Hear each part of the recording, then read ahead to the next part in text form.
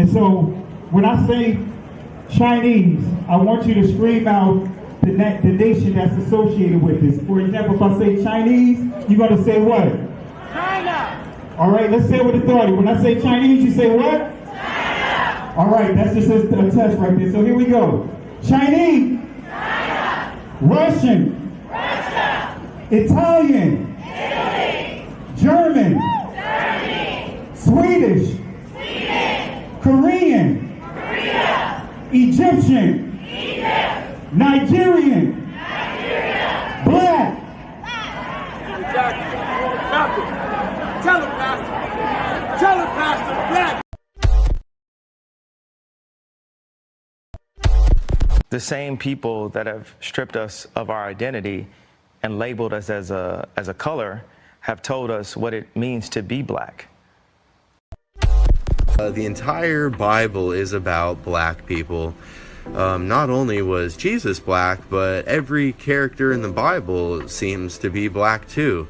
Yeah, Zephaniah and Jeremiah and Jebediah, those all aren't white people names, okay? And Jesus wasn't some tan, partially melanated Middle Eastern person either. I'm talking straight up black dude, okay? Even in the book of Revelation, when you get the vision of Daniel, he's describing someone with feet like burnt brass and white woolly hair, and we've got the deep running water voice with the red eyes, and you guys, he's black. The Jewish people are black people, like Kanye was right. Planned Parenthood was made by Margaret Sanger, a known eugenics, with the KKK to control the Jew population. When I say Jew, I mean the 12 lost tribes of Judah, the blood of Christ, who the people known as the race black really are. Hitler was, and the Nazis, of course, expanded on Margaret Sanger's approach to eugenics, right? Eugenics was a movement that was born in the United States under hard doctrines of racism with the intent of eliminating the tribe of Judah in the African-American community in this country, right? To eliminate them. We're finishing now part 2, chapter 2. And what we've said so far is that people have free will and their actions are, some are good and some are evil. And by the way, the Rambam writes explicitly that everyone has some good actions and some bad actions. Everyone.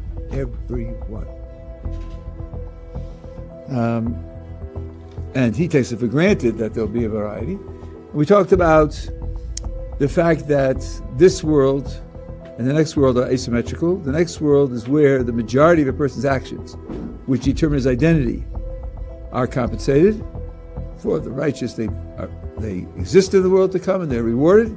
And for those whose major complexion is black, are excluded from the world to come. You know what you are? You are an ancient Israelite. Ancient Israel, that's who we are. I'm telling you, that's who we are.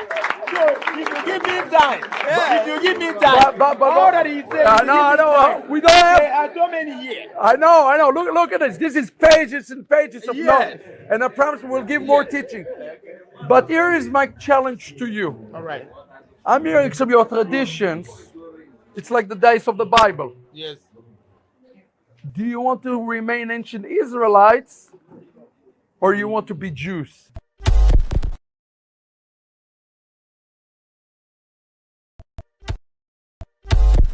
You can convert to Judaism. You can't convert to a blood family.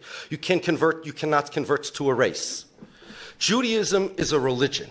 That's all it is. Judaism is a religion. That's all it is. Judaism is a religion. That's all it is. There are Ashkenazi Jews who are entirely European in their DNA.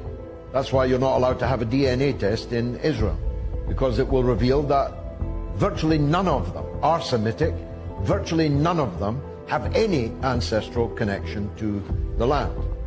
I was viciously assaulted by a manager in the BBC who had recently converted to Judaism. It's fine.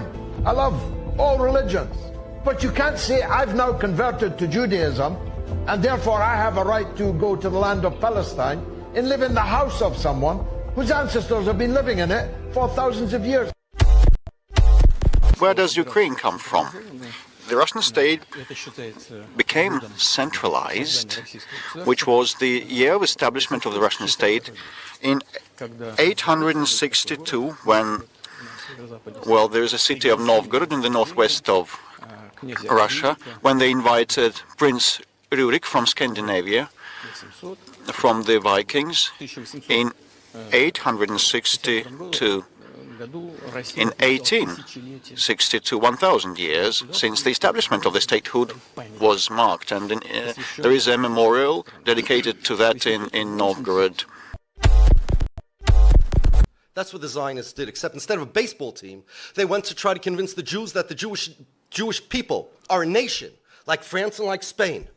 We'll get a land, that's Israel, that's our stadium. We'll get baseball bats and balls, we'll create a language. They sat down to create a language because nations need languages. And here's what I would like to say to you, Rabbi, since you're quoting scripture, okay? The one that's relevant to me is woe unto them that call evil good and good evil, that put darkness for light and light for darkness.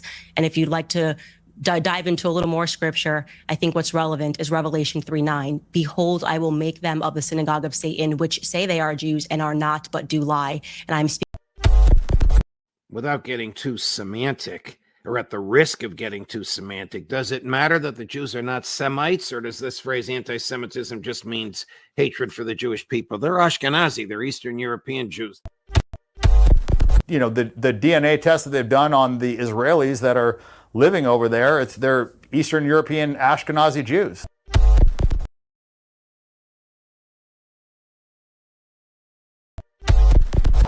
And all they had to do was control our textbooks and keep us all fighting each other. And you're out here talking about what the white man has done. Who do you think tried to genocide the white man in Europe, right? Yeah, take a look at that. I keep telling you, watch that PBS documentary that they came after me hardcore for speaking about. What the savage piece? Yeah, those are your ancestors, guys. Yeah, you are European, like white. Stop telling people you're chosen. You are not chosen to do ish, except within the synagogue of Satan. Growing diplomatic isolation is why the Israeli economy has crashed into a heap as credible forecasts point to an approaching economic Armageddon on Israel's horizon.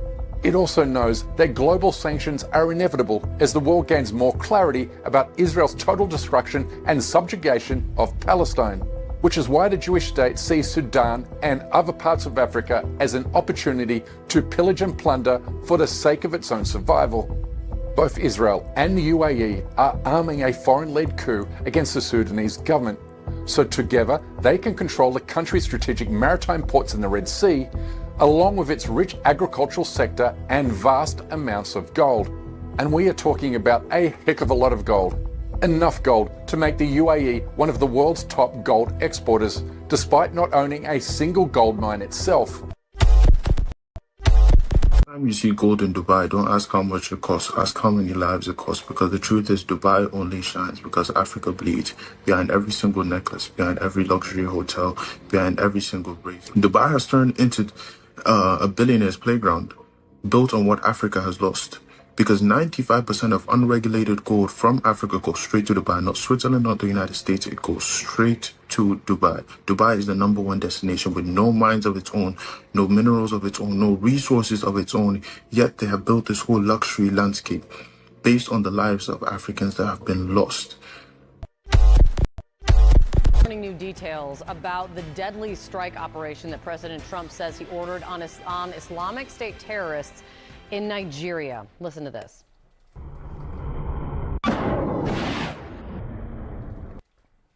That, as you can see, released from the Department of Defense yesterday evening. The U.S. military reports multiple ISIS terrorists were killed in the attack, which the president first announced on social media. This comes after the president for months has warned that the United States could take military action in the African nation, claiming that ISIS had been targeting Christians in the region. The president writing in part this on social media about it: I have previously warned that these terrorists, that if they did not stop the slaughtering of Christians, there would be hell to pay. And tonight, he goes on to say, the Department of War executed numerous perfect strikes, as only the United States is capable of doing. Now, Nigeria confirmed the two countries coordinated in this effort, in this strike. Their foreign minister joined CNN earlier this morning. Genesis chapter 11, verse 10. Explains the genealogy of Shem. Shem was a black man in Africa. If you repeat this fact, you can't laugh. If you repeat this fact, you can't laugh.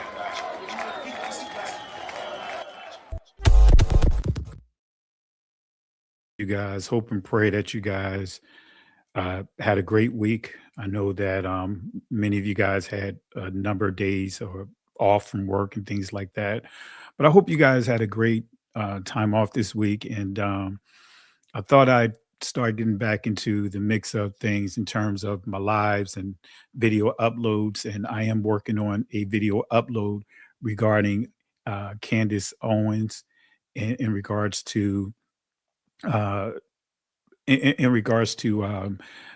of the things that's been going on dealing with the Crafty Council. So I am making a special video regarding the Crafty Council. And so this is something that we have to understand. And she made some videos that have really, well, all the videos have been going viral, but some of the clips that she's made in regards to who's controlling everything. And I just really want to continue with the thought and showing who controls everything, and even take it a step further with today. I just want to do this afternoon, deal with the thought of they are hacking everything to erase you. Let me say this again. They are hacking everything to erase you. And what I'm really coming to realize is that the way social media has been set up, right, it's almost like the gold rush, the time of the gold rush, when people were just flocking to the West Coast, right, because of hearing gold and the value of gold, as we just heard inside of the clips that I played. And I believe social media is kind of going through that process, or in that process of a gold rush, right? A gold rush. The climate right now is so many people are struggling financially. A lot of the stuff that you see are man-made things that are put together to make it harder for people to earn a living. It's projected that by the time 2030 comes around, it's going to be nearly impossible for someone to go out and just buy a home, purchase a home. A startup home now is going for almost $400,000 in so many places, including this area here. When at one time a startup home just 3-4 years ago, it was like $150,000 to $200,000. So I want to make sure that we really talk about this right here, the Wayback Machine being hacked. That is all part of when I say they are hacking everything to erase a specific group of people, a specific group of people. They are hacking everything. They are changing data in front of us. And most of you guys know I'm a geek. I am in the IT field. Been in it for quite some time. Not gonna get into all my resume and nothing like that, because I'm not trying to make it about me, but I'm very thorough when it comes to the technology arena, whether it's from writing scripts to writing code, creating applications, web applications, networking in terms of Cisco, all the way to database. When you start getting into Oracle, I'm pretty skilled. I'm pretty thorough with it. But I'm going to share something with you guys to show you just how things are happening, and what we see on social media is kind of like that gold rush. And our people are getting so caught up in trying to get this gold rush that we're not paying attention to actual things that are happening among us. You could go in any space that are out there that we are part of, whether it's this awakening. You have many that are focusing on things that's way out in left field that has nothing to do with restoring our people. You could go into the music industry space, and you'll see the same thing, whether it's the Puff Daddy thing or whatever the case may be. In those different spaces, you see this jock for position to make money off of social media at the expense of what? Gossip, at the expense of distractions, right? And so with that being said, that's what we see happening. While that's going on, while so many people are focusing on the Kanye, not Kanye West, the P. Diddy stuff, the gossip of what's his name, 50 Cent and Eminem and all that other stuff that come with the territory, while people are focusing on that stuff, there are things that are actually unpacking before our eyes, being rewritten and being deleted in front of our eyes. So let's get into it. I'm going to show you something here, family. And this is important for you guys to understand that this enemy is real. The purge is happening before our eyes. So let me go ahead and zoom in on this, on my presentation here, and let's go ahead and get into it. All right. So you guys understand these characters here. These are the characters from the movie Back to the Future. And you guys know the concept of the movie. Not going to go into geek mode with that. And the reason why I have Candace Owens on here is because she has been revealing a lot of information, but she's not there yet when it comes to understanding identity, because she said that in her own words that we need to wake up. We need to understand. Matter of fact, let me play her own words again. And that way I don't misquote it, take it out of context. But I want you guys to hear what she said. This is not me. This is what she said. So let me play it again.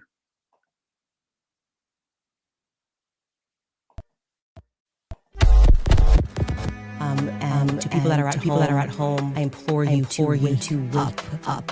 To these people who believe that they are contract lords. I challenge black Americans to wake up to your true history, because your quarrel is not white men. Okay, wake up to who publishes these books and keeps us at war with one another. Christians versus Christians, right? Christians versus Muslims. Wake up and learn the true history of slavery. That wasn't exactly a men's sport. Okay. Jewish people were the ones that were trading us. Jewish people were in control of the slave trade. Buried a lot of it, but it's there. And you can find it. I think all of us need to wake up. It's making me absolutely sick. He's so bold. He dare near Charlie Kirk's chair. Dare grace that stage. When Charlie Kirk knew exactly what Ben Shapiro was and will always be. So you heard it from the horse's mouth. She stated that we need to wake up. We need to understand our history. We need to understand who we are. And she's given a lot of information. She's been going in on the 1948ers hard. And you guys already know I've been playing those videos, right? And using it as an opportunity to teach.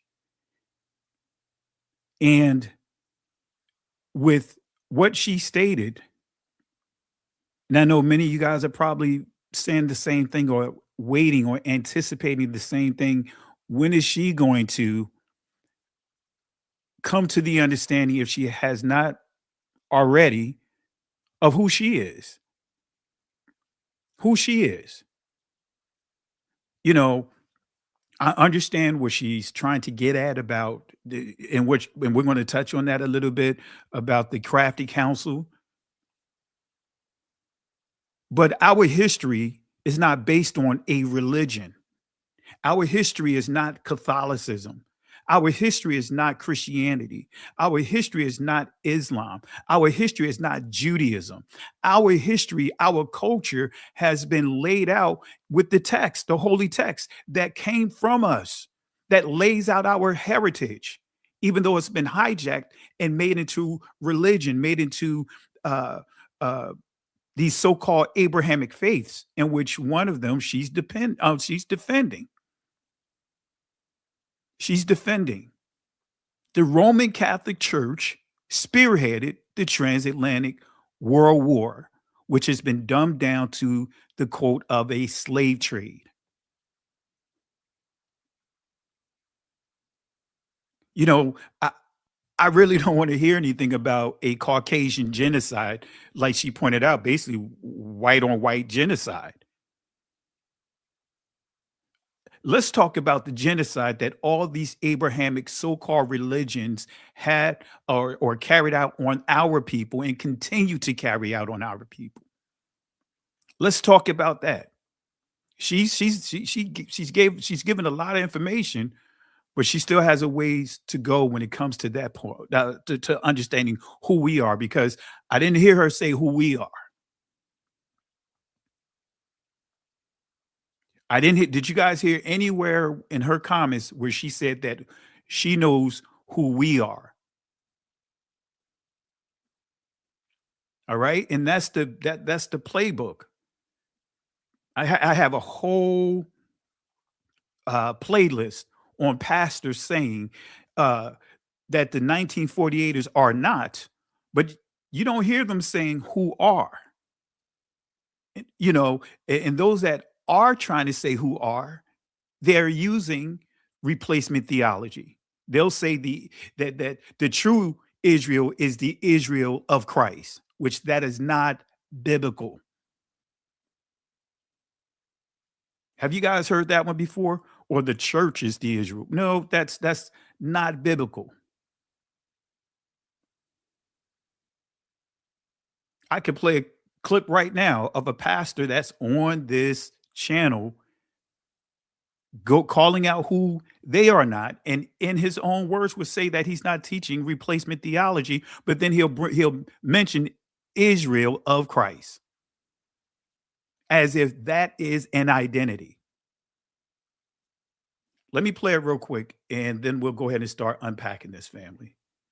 All right, let me show you this pastor here. They got a, you know, and a lot of comments that was made on his video. But he's teaching replacement theology, even though he's saying he's not teaching replacement theology. Let's see here. Current day Israel is not the bloodline of the biblical Israel tribe. It is a totally different bloodline. Most of them are German, Belarus, Russian, Ukrainian. Current day Israel is not the bride of Christ. Current day Israel is not the religion of God's chosen people. Current day Israel is not the seed of Abraham. Listen, Jesus is the seed. Current day Israel is a fraud.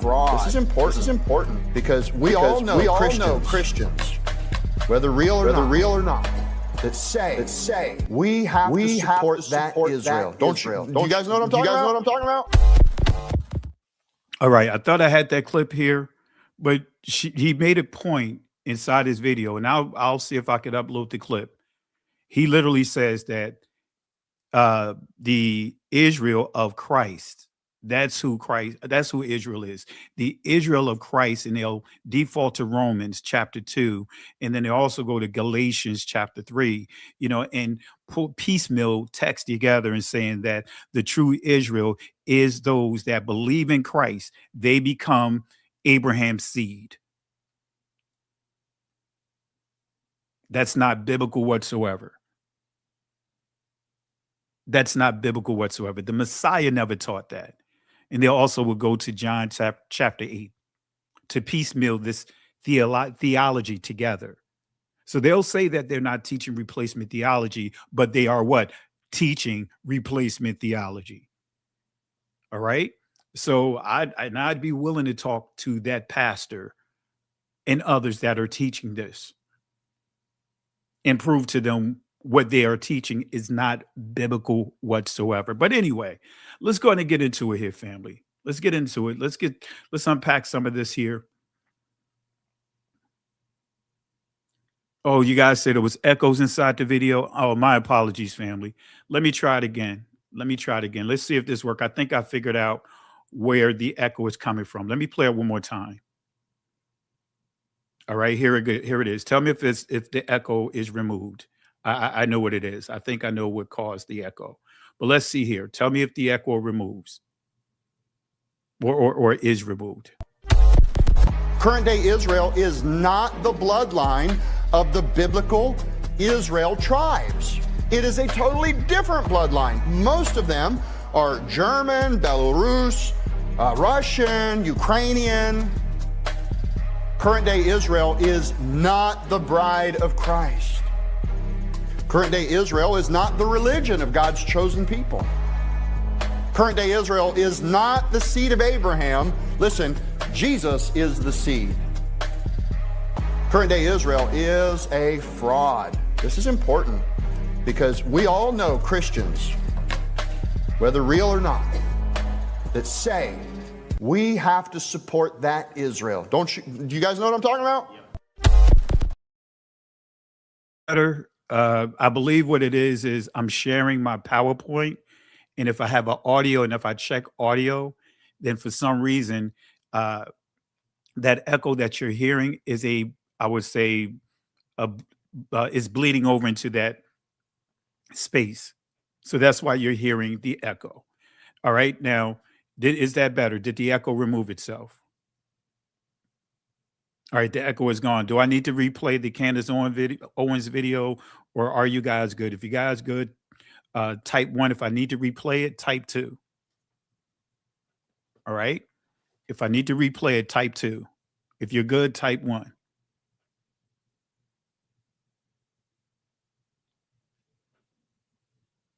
Okay. All right.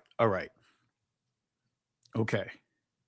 I see some 1s and 2s look like it's mixed. So I'm going to play the Candace Owens video one more time, and then we'll get into it.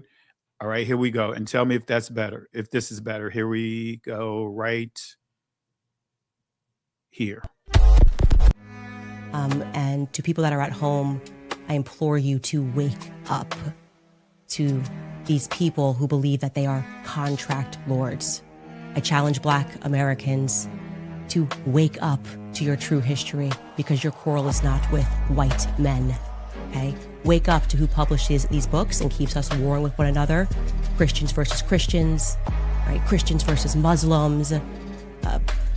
Wake up and learn the true history of slavery, because that wasn't exactly a white men sport, okay?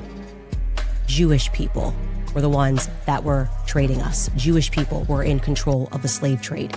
They've buried a lot of it, but it's there, and you can find it.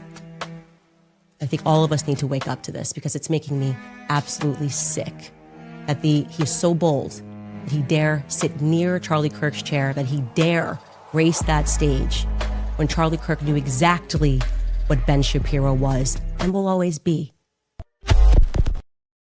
All right, so is that better? Did you guys hear was the audio better? Okay, if it was better, type 1. All right, okay. All right. So she said that we need to understand our history, and that the fight is not black and white or whatever the case may be, right? And she pointed out that, it's the 1948ers that's the problem. That's what she said. All right. But I'm here to tell her and anyone that it's not just the 1948ers. It's start with Roman Catholicism, because all of that is part of that. Start with the Roman Catholics, start with start with Islam, start with Judaism, all of that. All those religions played their part in enslaving our people. Now, I could just bring up one article. I got plenty of them, plenty of sources, starting with slavery and the Catholic Church, highlighting Pope Nicholas V. At that time, he was Pope. Now he's St. Nicholas, writing the edicts to enslave our people, writing the edicts to go to war with our people. Religion is a heck of a drug, family. Terrible doctrine is a heck of a drug. She's getting there, and I'm not here trying to bash her or nothing like that, but I want to make sure that we all understand that she's given a lot of information, but she still has a way to go. Just like all of us. All of us, we know a lot of information. I know a lot of information. I still have a way to go. We all are still unpacking this. We still learning as we go along. So I'm not here trying to bash her. She's come a long way, but I want to make sure that here we understand it's not just the 1948ers, it's all of them. The 1948ers, guess what? Through the Supreme Court is recognized as being Caucasians who enslaved our people. Wasn't just the 1948ers. Anyway, let me leave that alone. But let's go ahead and keep this going here. Just wanted to give some clarity on some of the videos that I played, and I know that some of you guys said that you were hearing echoes. So I want to make sure I cleared that for you guys and then replay it. So let me fix my mouse here. All right, let me make sure my mouse is good. All right, there we go. All right, let's continue, family. Let's continue. Let's get it in. So I was working on, and I'm still working on it. This presentation is actually a breakdown of Deuteronomy 28. And as I was putting this presentation together, and I'll get to the section in this shortly, the section that I was working on is about watch night, right? And so I decided that, hey, I wanted to get a certain screenshot, right? And when I went to do that, I was surprised at what I saw. And I explain to you once we get there. So let's start with the prophecy of the crafty council, right? And brothers and sisters, those that have been following Week Woke now for the years, you guys already know about the prophecy of the crafty council. But for those that are not familiar with it, that are new subscribers, that are really diligently seeking the truth, whether you are bloodline Israelites or not, you just diligently trying to bring all of this stuff together. I want to introduce you to a prophecy called that I call it or refer to it as the crafty council. And I want to explain this, and that way you can understand why you see McFly here on the screen, Back to the Future. So let's start with the 83rd book of Psalms, starting at verse 2. Keep not thou silence, O Elohim. Hold not thy peace, and be not still, O Elohim. For lo, thine enemies make a tumult, and they that hate thee have lifted up the head. So we're going to deal with that word tumult. But also, I want you to pay attention to this here. They have taken crafty counsel against thy people and consulted against thy hidden ones. Verse 4, they have said, come, let us cut them off from being a nation.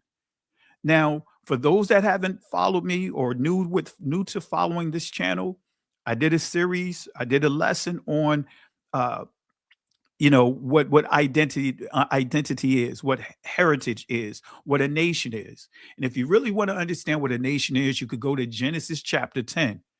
Now, what constitutes a nation and being a nation is land, family, and tongues. You can confirm that with the definition of the word nation according to the Oxford Dictionary, right?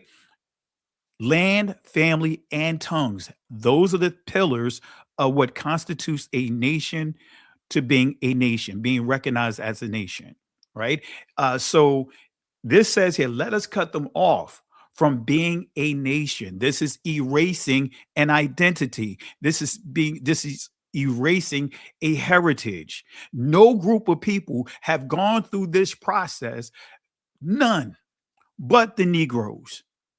and more specifically, the blood descendants of the ancient Israelites, and not just the ancient Israelites, the ancient Egyptians, all those that are connected with the ancient people. Let us cut them off from being a nation. In other words, cut off their language, cut off their territory. In other words, land, and cut off as being what? A family. And all of the Abrahamic religions, all of the so-called Abrahamic faiths has participated in this deception here. That the name of Israel be no more in remembrance. Name from a Hebrew school of thought, right? Sham is the ancient pronunciation of it. And the Israeli is pronounced Shem, right? But Sham, it means what? It could be a literal name, but also reputation, character, fame, glory. And what is the reputation of the ancient Israelites? Is their relationship, our relationship with the Father. Our relationship with the Father and what he has done for us, right? Set us up with the covenant in which we went against, and then we had to go through what? The consequences of breaking the laws of the curses. So it says here, let us cut them off from being a nation. In other words, let's hijack them, let's hack them, so that way they don't understand the importance of language, they don't understand the importance of family, they don't understand the importance of owning property. That the name, the reputation, what we are known for as Israelites may be no more in remembrance, for they have consulted together with one consent. They are a confederate against thee. So let's deal with this word tumult real quick. This is the etymology dictionary definition of tumult. It says noise, confusion, disorderly speech, the noisy commotion of a multitude, a noisy uprising as of a mob. Now, we had to deal with so many different rally cries, so many different tumultuous situations or points in history, starting with what? Go back and look at 1919, Red Summer, which is that name came about from what is called Blood Summer, where so many of our communities were torched. The National Guard, well, not just the National Guard, the military, along with the local law enforcement, were dispatched to do what? Take down our communities, to bomb and take down our communities, right? But then you also have what they call the lynching period. And the lynching period did not end, family. The lynching period is still going on. But the lynching period, on record, they say an estimated 4,000 to 5,000 have been lynched during that period. But it was far more than that, and still being lynched today. So here, tumult means noise, confused, disorderly speech, the noisy commotion of a multitude, a noisy uprising as of a mob. So we need to tie this in to the Crafty Council. Let's deal with the Hebrew definition of the word tumult. And as you see here, it says hama. Hama, it means to make a loud sound, to be in great commotion, to rage, war, sound, be in an uproar. But again, to make a what? Loud sound. So let's bring this all together. Tumult means war cry. Let me say that again. Tumult means war cry. Hama means war cry.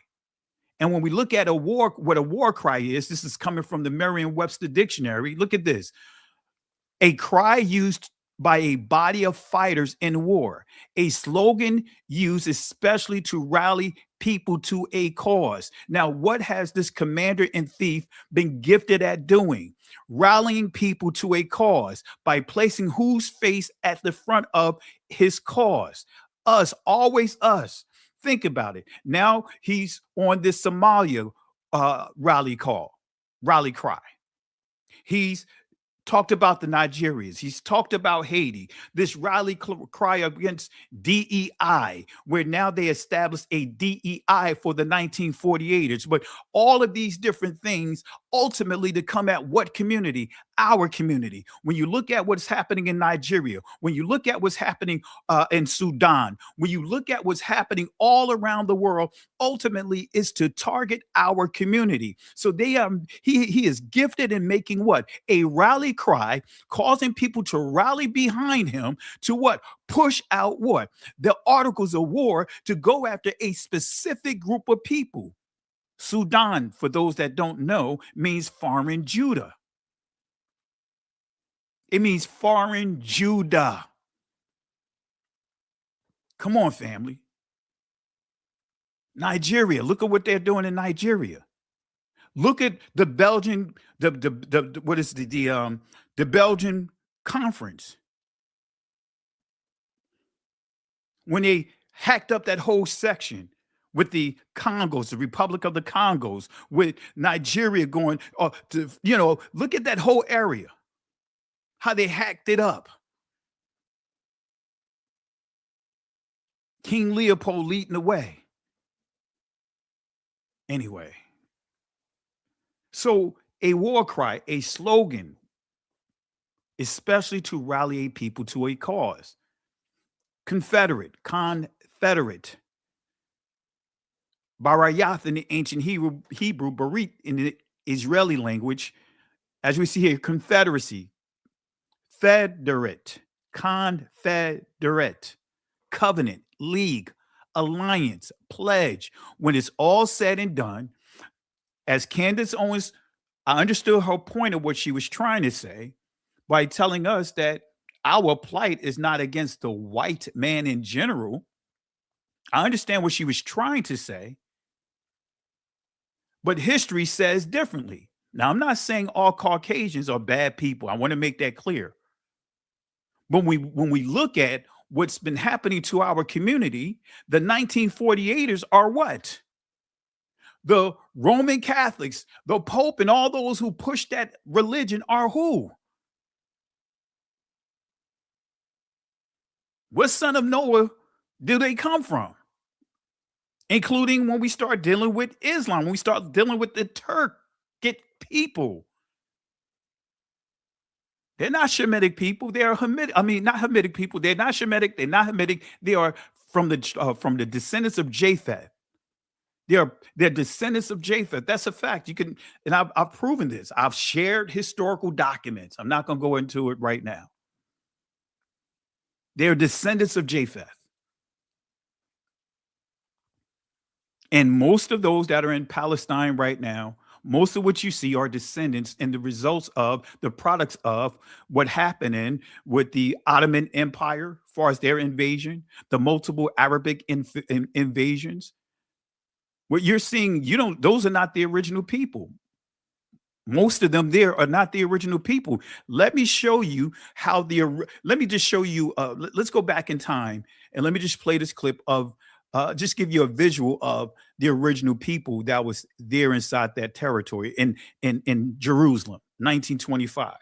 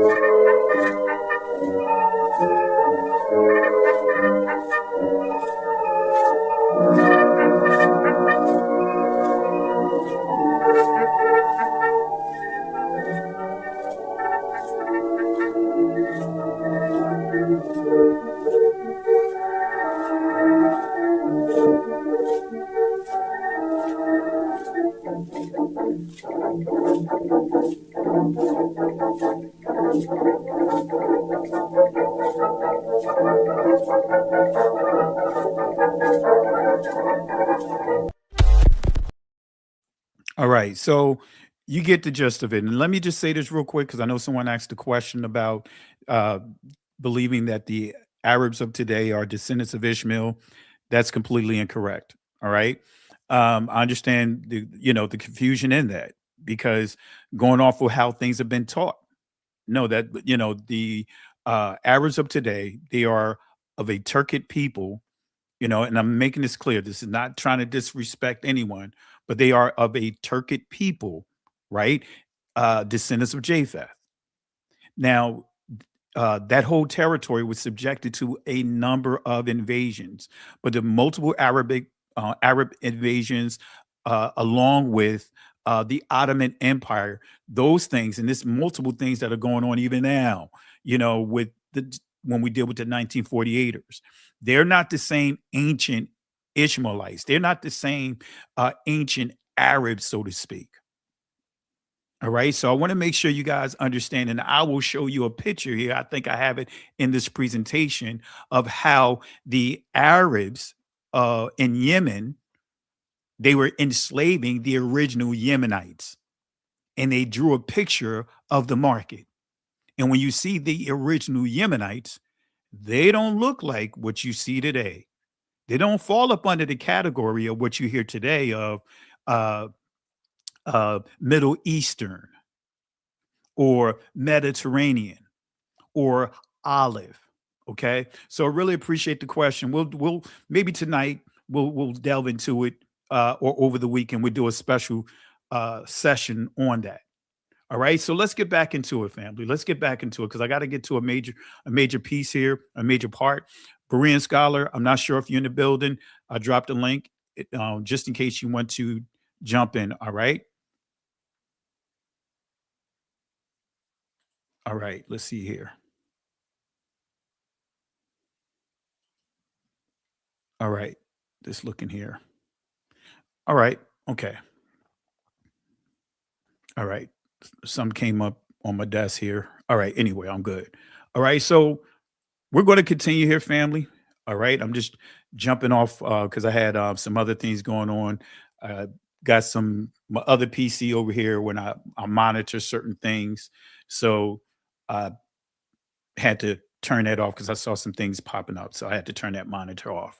But anyway, before we continue, let me bring on Berean Scholar here. This is my buddy here, Pastor Miller. I want to say peace and blessings to you, Pastor Miller.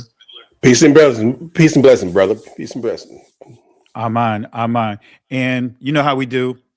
Don't even have to lay the grounds out for you. And whenever you have something that you want to interject, feel free to do so. Okay. Yes, we're looking forward to this topic. It's something that's like we were talking before. It's something that's gets under your collar. Absolutely. So we're gonna get into it. And Berean, Scholar, I could hear a little echo, so I'm not sure if you want to adjust your speakers. Here we go. All right, testing. All right, there we go. All right, family, and he and I had this discussion earlier. I shared this with him earlier, and I decided to take it a step further, the test, and I'm going to show you what I did here. But anyway, here we go. Let's continue. So, Confederate means covenant. All right. Want to make sure you guys understand. Confederate means covenant. Okay. Let's see here. So 10 kingdoms came together and created a covenant to destroy the true Israelites. That's what the 83rd book of Psalms is referring to. And there's a lot to say about the 10, like the 10 horns, the 10 Sephirot, right? That's getting into Jewish mysticism, which is called the Ein Sof, or they call it the Tree of Life. We can even take this into Revelation about the 10, the 10, the 10. Anyway, right? But let me highlight this here. Deuteronomy 28, verse 66 through 67 and 67, right? And thy life shall hang in doubt before thee, and thou shalt fear day and night, and shall have none assurance of thy life. Now I'm going to read this again. This is the consequences. Now, I know some call it the curses, and I'm going to give you more details on that. The curses is actually listed in chapter 27. And then when you get to chapter 28, those first 15 verses is what is called the blessing. These are the consequences. All right. So just so that we're on the same page, and I'm going to do a full teaching on this to, really go into more of a deeper discovery on this. So look at what it says here. And thy life shall hang in doubt before thee, and thou shalt fear day and night, and shall have none assurance of thy life. Show me any group of people from Northeast Africa, because Israel, the original Israel, is in Northeast Africa, is nowhere else, is in Northeast Africa. Show me what group of people had to go through and line up with this right here. Not even the 1948ers, even though they had their Holocaust, so to speak, they had their challenges. But with the Holocaust, if you really study the Holocaust, and the whole reason for the Balfour Declaration, right, is to have those people go to Israel. Those are the people that did not want to go to Israel. They want to stay where they was. It's a lot more to that. So when you see the concentration camps, those are the ones that did not want to leave. They want to stay in Germany. They want to stay where they were rather. They also had a place in Russia called, I believe, Birkenau. That was the original place, Jewish state, that Russia set aside for them to come back to. Notice what I'm saying. Come back to. Two difference. There's a difference of coming back to those territories of Russia, the Jewish state of Birkenau, which is a Russia community for them that was created by them, right? Versus Israel. Two different. I didn't say come back, return to. But anyway, my point that I'm making is that when you understand that, regardless of how you look at it, there was a plan. What about the original people? What about the original people from Northeast Africa, which are true Israelites that are from, and I want to say this to some of our brothers and sisters, Northeast Africa, the original Israel, sits on the tectonic plate in Africa, period. They even have a sign there, and I can play the audio here from elders there that are actually reading from the sign, showing that Jerusalem, that Israel sits on the tectonic plate of Africa. So it says here, and thy life shall hang in doubt before thee, and thou shalt fear day and night, and thou shalt have none assurance of thy life. In the morning thou shalt say, Maya. In other words, would that it were even, and at even thou shalt say, Maya. Would that it were morning. Now your translation to have God there, but that's not a proper translation there, because it doesn't have Elohim there. It doesn't have Allah there. It has Maya in the Israeli me, right? It doesn't have that there. So what you see here, I just put would that. That's more of an accurate transliteration of the text. All right, Berean Scholar, I thought I heard you coming in.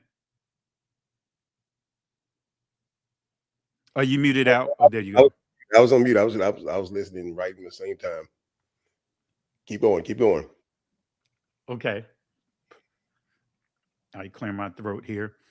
So, family, this is telling you the consequences. Thy life shall hang in doubt before thee. I can give you countless situations as a people, as a collective, that how we had our life was in doubt. Starting with this past celebration of Watch Night, New Year's Eve, that I know most of you guys don't even want to acknowledge, because the delusion or deception of believing that it's a pagan, that you're celebrating paganism if you honor Watch Night according to our ancestors. That's completely incorrect. The true New Year's was in March. The original New Year's was in March. It wasn't in January. It wasn't January 1st. That's one fact that I want to make sure you guys understand. But when we start understanding the truth about, and I'm not getting into all the calendar stuff, but we have to make sure that we're not falling under the devices to erase our own history. When you start ignoring, for example, what occurred on the true Watch Night, what really happened, when you start like, I'm not even going to acknowledge that, you are participating in the erasure of your history. And I refuse to do that. And I've been, from a young minister being in Kojic, they will tell you, I made sure that we honored and we remembered our ancestors on December 31st. It's documented. So let me go ahead and continue here. I know that I said a mouthful, but let me continue here. So what is Watch Night? Let me break this down, and I'm gonna get to you a key point. And Berean Scholar, feel free to jump in. What is Watch Night? Let me break down Watch Night real quick. Right? Let me break it down. This is the Huffington Post article about what they documented what Watch Night is. It says Watch Night service in the Black church in America symbolizes the historical fact that on the night of December 31st, 1862, make a note of 1862, during the Civil War, free and freed Blacks living in the Union states gathered at churches and or other safe spaces while thousands of their enslaved Black sisters and brothers stood, knelt and prayed on plantations and other slave holding sites in America, waiting for President Abraham Lincoln to sign the Emancipation Proclamation into law. Come on, family.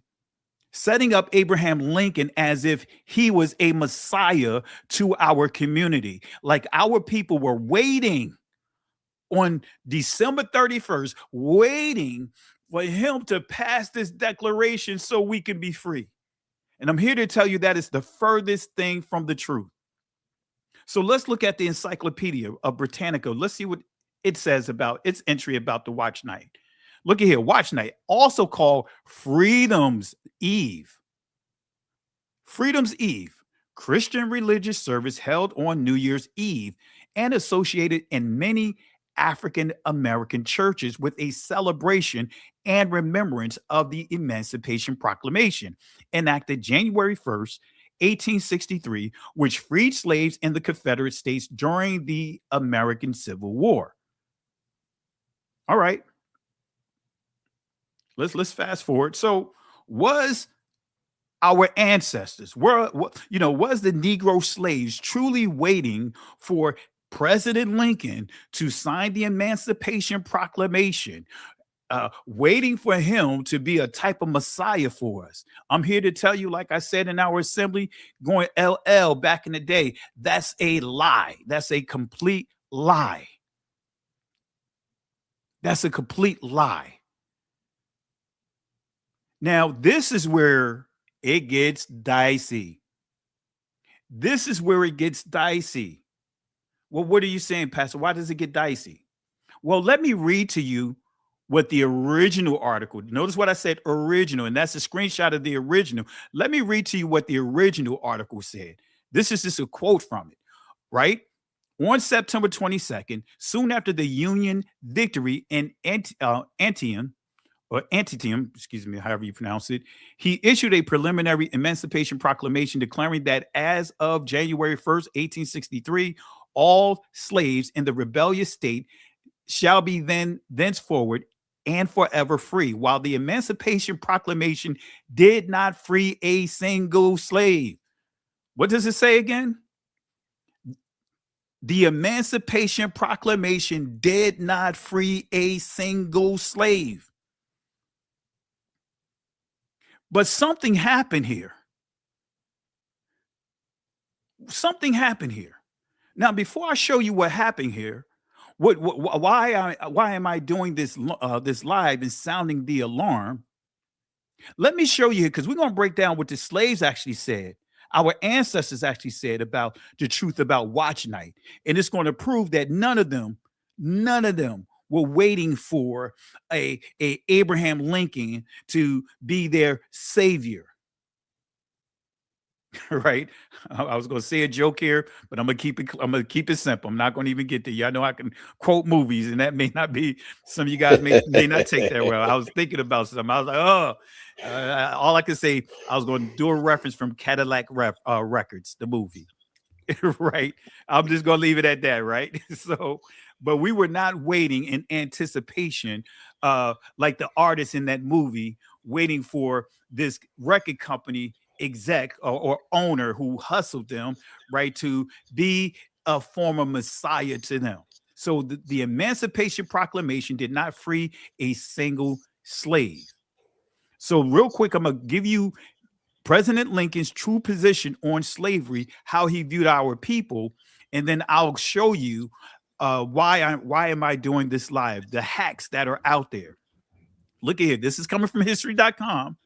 Slavery was an unqualified evil. This is his thoughts, right? Abraham Lincoln's thoughts. Slavery was an unqualified evil to the Negro, the white man, and the state, said Abraham Lincoln in 1850s.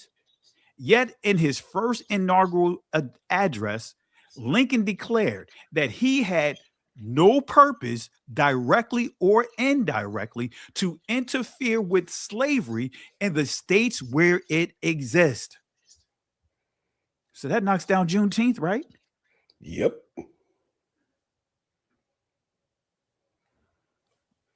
All right. He reiterated this pledge in his first message to Congress on July 4th, 1861. When the Civil War was 3 months old. What explains this apparent inconsistency in Lincoln's statement? Because they're exposing his inconsistency, right? Doesn't that sound familiar? We always as a community have had to deal with the inconsistencies. We hear one thing, but we see the behavior is totally the opposite. We hear you say that, hey, I love black people, and in the same in the actions lining up to what you say, you're persecuting us. You're trying to now tell me that the very people that have oppressed our community for at least 400 years in this country are now the victims. What was President Lincoln's true thoughts about the Negroes? And family, you can confirm this. This is coming from Lincoln's speech, Charleston, Illinois, September 18th, 1858. Right? We supposed to have been freed around that time, right? This is the Declaration, right? The proclamation of the Emancipation Proclamation, right? I will say then that I am not, nor ever have been in favor of bringing about any way the social and political equality of the white and black races. This is why it burned me up when I saw President Obama swearing in, taking his oath with Abraham Lincoln's Bible. Oh yeah, y'all grab hold of that. I will say then that I am not nor ever have been in favor of bringing about in any way the social and political equality of the white and black races, that I am not nor ever have been in favor of making voters. So he was against any of us being able to vote, or jurors of Negroes, in other words, interacting in any of this of the judicial system whatsoever, nor of qualifying them hold office. Yeah, couldn't be elected to anything, nor to intermarry with white people. And I will say, in addition to this, that there is a physical difference between the white and black races. Now we get into what? The stereotypes based upon the institution of race, which was created by a German guy by the name of Johann Blumenbach, right? Which I believe will forbid the two races living together on terms of social and political equality.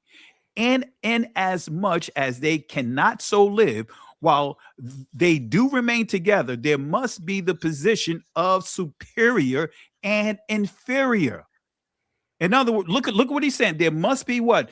A line drawn between who's superior and who's inferior. And look at how he defines it here. And I, as much as any of her, man, am in favor of having the superior position assigned to who? The white race. That's what he said. These are his own words. But I'm going to show you here. I'm just going to share my screen, and then we'll close out with giving you words from our ancestors. Let you hear what they say about watch night, how they defined watch night. And I'm going to show you and prove to you not one of them mentioned Abraham Lincoln. Not one of them, in their own words, their own narratives, their own testament. All right. Any comments, Berean Scholar? And we're not going to forget about how that what got us on this subject in the first place. While you were doing your research about the stuff on Watch Night, how we came across what we wanted to talk about. Exactly. And I'm going to show you guys here. I'm going to share my screen here. I'm going to pull it up here, so that way you guys can really understand why the live here, why the unscheduled live. Let me see here. Where's my things are happening? People are doing things right under our nose right now, and we need to bring attention to it. All right, so I'm going to drag this over to my monitor here.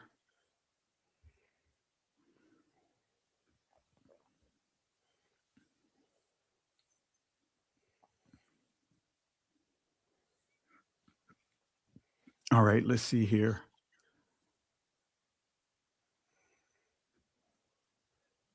All right. And let me close this out. All right. So let me bring up this browser here.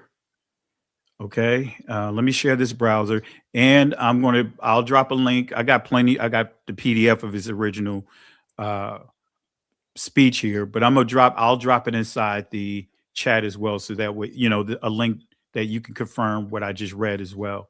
So let me go ahead and do this. Let me remove this. All right, I'm going to share this screen here.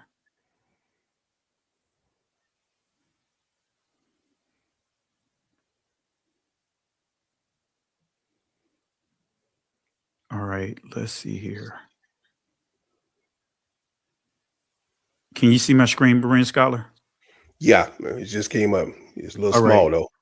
All right, I'm going to zoom it in. Family, I'm going to drop this link here, or what I just read in terms of a key entry of his speech, President Lincoln, and what he said about what I just read, what he said about our people. So I'm going to zoom it in so you guys can see it. It's already highlighted here. And as you're doing that, Pastor, that's something we need to take notice of, guys. What we heard in history, what we learned and taught in school in history, We know it's not true because they glorify, they make it look Hollywood what they want us to believe. But this is documented, written down facts, what was said. And as you can see here, this is National Historic Site, Illinois, 4th debate, Charleston, Illinois, September 18th, 1858. All right. And this is right here, Mr. Lincoln's speech.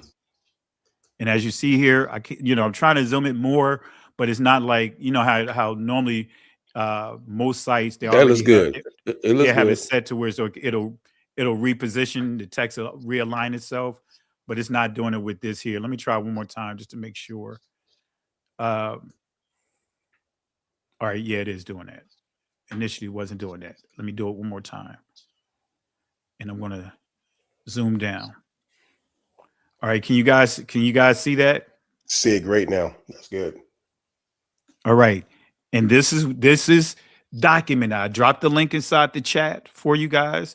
If I need to drop it again, I will drop it again. It says, I will say then that I am not, nor ever have been, in favor of bringing about in any way the social and political equality of the white and black races. And it said he got applauses here, right? That I am not, nor ever have been in favor of making voters or jurors of Negroes, nor of qualifying them to hold office, nor to intermarry with white people. And I will say, in addition to this, that there is a physical difference between the white and black races, which I believe will forever forbid the two races living together on terms of social and political equality. And in as much as they cannot so live, while they do remain together, there must be the position of superior and inferior. And I, as much as any other man, am in favor of having the superior position assigned to the white race. So I want to make sure you guys understand this is his true views. This is what you're not going to be taught in school. But why am I bringing this up? Why am I bringing this up? I decided to go to the Wayback Machine because I want to do a screenshot, an additional screenshot for the presentation, right? And so for those that you guys that may not be familiar with the Wayback Machine is a snapshot of pretty much all the websites that you see on the internet. That even if they make revisions or updates, you could go back to almost the original page and see exactly what was stated on there. So initially I went to what's currently out there. I went to history.com. I'll copy my link into the browser. And so I saw this here. Can you guys see this? Is this showing on your screen, Berean Scholar? Yes, it is. You can enlarge a little bit. All right. Yeah, so I'm going to zoom it down. That's good. So that way you guys can see what really caught me by surprise. Well, I'm not really surprised, but this is what really raised some questions here, because family, they not only revised this, they rewrote it. Look at what it says here, right? On September 22nd, 1862, President Abraham Lincoln issued the preliminary Emancipation Proclamation, which declared that as of January 1st, 1863, all enslaved people in the states currently engaged in rebellion against the Union shall be thenceforward and forever free. And look at how it changed the wording here. Lincoln didn't actually free all of the approximately 4 men. Doesn't that read a lot different? See, they're lightening up, trying to make this more lighter. They're trying to water down how he really felt about our people. That right there, just this right here, Lincoln didn't actually free all of the approximately 400 men and women. Sounds a lot different than what I read from the actual article, the article of the original clip, when it said, I'm just going to the quote, when it said, It says, Did not. while the Emancipation Proclamation did not free a single slave, it made it clear it did not free a single slave. But here it says Lincoln didn't actually free all of the approximately 4 million men, women, and Pastor, children. can I interject something? Go ahead. Because after we got through talking, I was talking to my wife about the same situation, and I told her about the Wayback Machine. She asked, "What is the Wayback Machine?" I'm gonna repeat what you said. The Wayback Machine. I said, I put it like her. I put this for her to understand it. I had a website in 2010 for my nonprofit I did with outreach in the community I was doing. That website was up for 5 years. It's not up now, but I can go to the Wayback Machine and find everything I had on that website, all the information. Because you can find anything on the Wayback Machine. Like Pastor said, anything's on the line, it's in the Wayback Machine. What they're doing now, they're going in and changing some things. Okay. Now set it up. I'll set it up. I'm sorry. But like I said, my website right now, if I gave you the URL, you can go back on the Wayback Machine and find it and see what ministries I did, where we serve, some of the testimonies of people we did. You can find that website. It's not as if it had been down for the last 15 years, but you still can find it now on the Wayback Machine. I'll stop there. I mind. He was flowing. See, you got to do that with pastors, get into a flow. I thought he was going to say, "Won't he do it?" I thought he was going to go there. And so you guys probably already figured it out, but I'm going to share with you something that I wasn't expecting to see. So this article, let me pull my mouse up, right? This article, as you see here, it says, where is it? Published October 29th, 2009. Last updated February 27th, 2025. Do you guys see that right here? Note that date. All right. So I want you guys to pay attention to that. So I'm going to zoom in.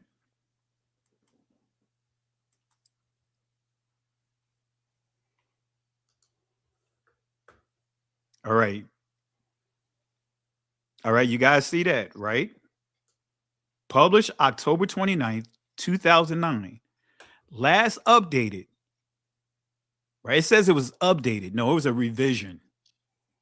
But it says last updated February 27th, 2025. So what I decided to do, I said, let me go to the Wayback Machine, right? Let me copy that link. And you know what? I'm going to do it while you guys are here. I might as well just do it while you guys are here. There you go. Right? So I typed it in. So let's just go to the main Wayback page, and I'll show you guys how you can utilize this tool. I decided to do a search on, what I do? Did I mess it up?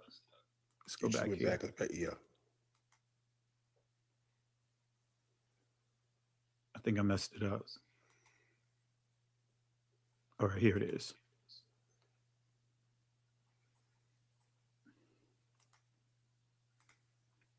All right, let's go here. All right. Now, this article was published. Let's go back here so you guys can see. 2009, October 29th, 2009. Now, when we go to the Wayback Machine, let's zoom in. Where's my mouse here? Sometimes my mouse disappears. All right, let's zoom in. Okay. All right, can you guys see that? Is that better? Do I need to zoom in more? Oh, that's good. That's good. We can see. All right, so what you see here, it tells us that there's no snapshots prior. Only in 2025, the earliest is March. So they removed all the snapshots from 2009 forward. And when I say they, it starts with this administration dealing with DEI, the so-called DEI directive. So the history.com remove this. Now, some will say, well, you know what? Maybe that was just a, something that they were doing. Maybe it was just a routine that they were just, you know, they was doing that with all their channels. Now, right? before you move it, I'm so to make sure they get this right. Because before you go back to the last page. Oops. What Pastor said, 2025, and what 2009. A snapshot is created by people populating that website. So again, going to it. You don't see anything existing now No before traffic. 2025. An exact date, the first snapshot was on the 21st of March 2025 at 2100 hours, right? The minute 1 past the hour at 0.05 seconds. They down to the minute. So they got it all the way down to it. So 9 o'clock. So 9:01. And in the seconds, 5 seconds, 05 seconds. So that's gone. That's not there. Well, let me copy another link because I did a lesson on Valentine's Day years ago, right? The first time I did the lesson was, about 10 years ago. But let me copy a link from the presentation that I did on that. That's from the History Channel, right? So that way we can confirm whether or not if this is something that's just a uniform, something that happened, across the board with all their pages. I mean, their articles and all. Let's see if this is this reflects the same in other other articles in the Wayback Machine. So let me find this real quick. I thought I had it available, but let me pull it up real quick. And while you pull it up, Pastor, I'm just going to reiterate for the people in the chat. I see a lot of people in the chat. Please hit the like and share button and make sure everybody's seeing this. And what Pastor is doing now is equipping you to do your own studies, your own research. And this is some of the tools that he used to do all his research. These tools are there for us to find out the information they don't want to find out. So I'm not going to say anything else. I won't let the cat back, but this is how you do true research. So now, family, I'm going to copy in. This is a link from an article that I made reference to from history.com on Valentine's Day. Right? And you notice it comes up Valentine's Day. It says published December 22nd, 2009. So this is in the same vicinity. Yep. Right? This is October 29th, 2009. So this Valentine's Day article was done on, a month, 2 months later. But it says last updated September 3rd, 2025. So this is just updated about 3 months ago. So let's go back to the Wayback Machine. I'm just going to type it in, open up another session of the Wayback Machine. Perfect example, Pastor. Perfect example. So we're just going to go back to the Wayback Machine. And now we're going to copy that same URL, right? The URL that I made reference to in my presentation on Valentine's Day. And let's see what we get here. Wow. Even though it doesn't go all the way back to 2009, but we have what? A lot of traffic. A lot of traffic. So if we go back to 2018, now before I show you the original screenshot, right? I'm going to reshare my screen here again. Right? I just want you guys to see this here. Let me share this screen again, and then we'll go back to where we are. But I want you guys to see that you can see the original screenshot in my presentation. Let me share this again.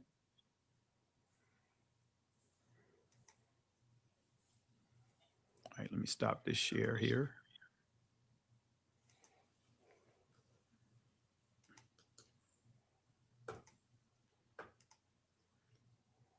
right, let's go here.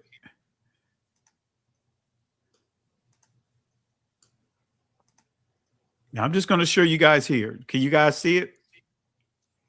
Yeah, it's coming up. Now we can see it now. All right. So you guys, you actually see the actual presentation, right? Without in presentation view. This is the original slide here, right? PowerPoint slide. Look at the link. That's the link. Look at how, I'll just delete this here real quick. Look at the overall visual. This is this basically how the original page looked. So we're going to go to the original, the very first screenshot, which now I'm going to talk. Let me go back over to the other page. I just want to share this to you guys so you guys can see that, hey, you know, I'm not doing anything that's shiesty or whatever the case may be. I'm just showing you exactly what's there. This is the original screenshot that I took when I put this presentation together. So let me go ahead and put the other back up on the screen. All right, let me bring the other window back up. I understand that when you put that presentation together, it was before 5 years ago, something like that. Exactly. I did it well before 5 years ago, and just so happened they started doing the screenshots as we see 8 years ago, but they still captured what I'm getting ready to share with you guys. They still captured it. So let's bring this back up. Let me make sure this is the right one. Yeah. All right. Can you guys see the screen again? Gotcha. All right. So you guys got the visual. So let's go to the Wayback Machine. We're back here, 2018. Let's go back into time. I thought Berean Scholar was going to do his voice here. What we're going to do is go way back. But anyway, let's go here. October 18th, 2018.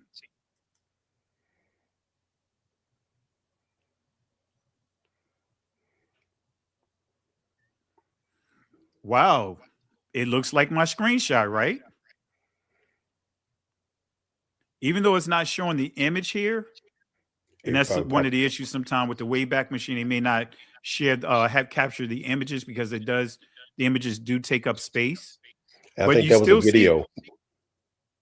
Oh, it may be a video. Yeah. Yeah, it was a video. So that's why. Either way, you see how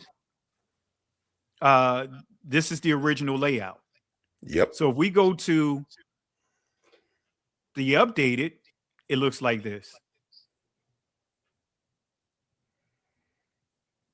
All right. So we got a problem here. What I just proved that we eliminated any potential comments of, well, you know what, the Wayback Machine, I mean, not Wayback, well, you know, the history.com, you know, right across the board, they were updating their system. So all the sites got affected by this. We just eliminated that excuse because we have two articles that was written maybe 2 months apart. One got snapshots associated with it, even though it's not going all the way back to 2009, but we have at least 8 years, an 8-year history. But the other one, we don't have not a single snapshot. All the snapshots, well, prior to 2025, and more specifically, March 2025.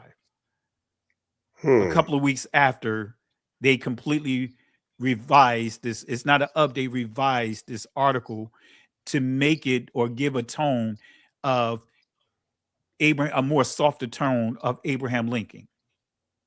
And we're dealing with the same website. Two different articles. Same website. Two different issues. Two different topics. So family, that's what I really want to bring to you guys' attention, right? When I say they, right, this government being led by this commander in thief, who's connected to the 1948ers, who's connected to the Roman Catholic Church, because they're not just connected to the 1948ers, they're connected to all the Abrahamic religions. Look at what's happening with Qatar. Qatar is not a 1948er state. Qatar is not a Christian state. But look at the things that he's doing for them. And look at how they are. Anyway, not getting into all of that. But I want to show you guys, family, that this is real. While so many of our brothers and sisters that are in these other spaces so busy trying to expose one another, they're not exposing the bigger issue. And believe it or not, family, there are celebrities or that's in other genres that pay attention to what we're doing, that are subscribed to this channel. Not going to mention any names, but but there are some that are in certain spaces that's constantly just, it's all about exposing what we're doing as a people, each other, exposing what this entertainer is doing to this entertainer. Guys, all of this while they're erasing and changing history around us. Exactly. The archive.gov, you used to be able to download PDFs there for free. Now they're not even giving you the option to download the PDFs, but you could just borrow it from their channel on pertinent information. And what's the difference, Pastor? Repeat that again. I'm sorry, I didn't hear you. And ladies and gentlemen, what is the difference between what used to be and what's happening now? Like Pastor said, you used to be able to download those archive.com. And when I came into this awakening, I was told that I'm the type of person, I need to have sources. You need to find me a source that's verifiable that I can read and say, okay, what he said is true. And you will point to sources. I will go find those sources. But then I would say, well, I can't download it now. So we have more people who are being aware and are doing the same thing that I was doing. And they found out, man, a lot of people populating these sites. They're finding information about who they are. These people are finding out their heritage. They're finding out their connection. We got to do something about that. Absolutely. Absolutely. As long as we weren't touching these sources, unlimited access to it.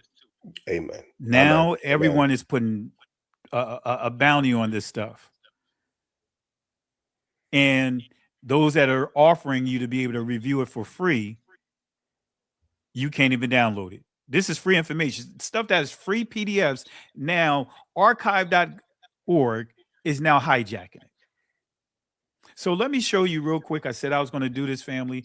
Let you hear the words of our own ancestors about what Watch Night really, what it really was, according to our people, not according to the people that have enslaved us. So let me share this with you here, because I said that I was going to share this. Let me fast forward here.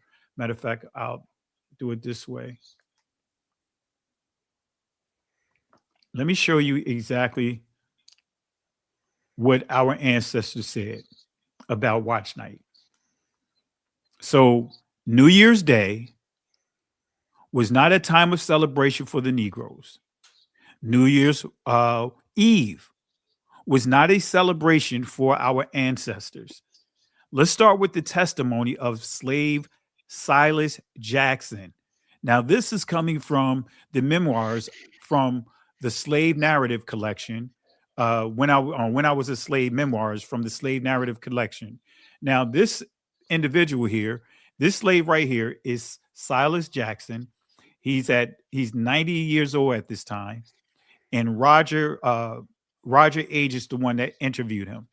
So this is, as you can see here, this is giving more information here, either in the year 1846 or 47. But nevertheless, let's see what he says about the New Year's. On Christmas Day, Mr. Ashby would call all the slaves together, give them presents, money, after which they spent the day as they liked.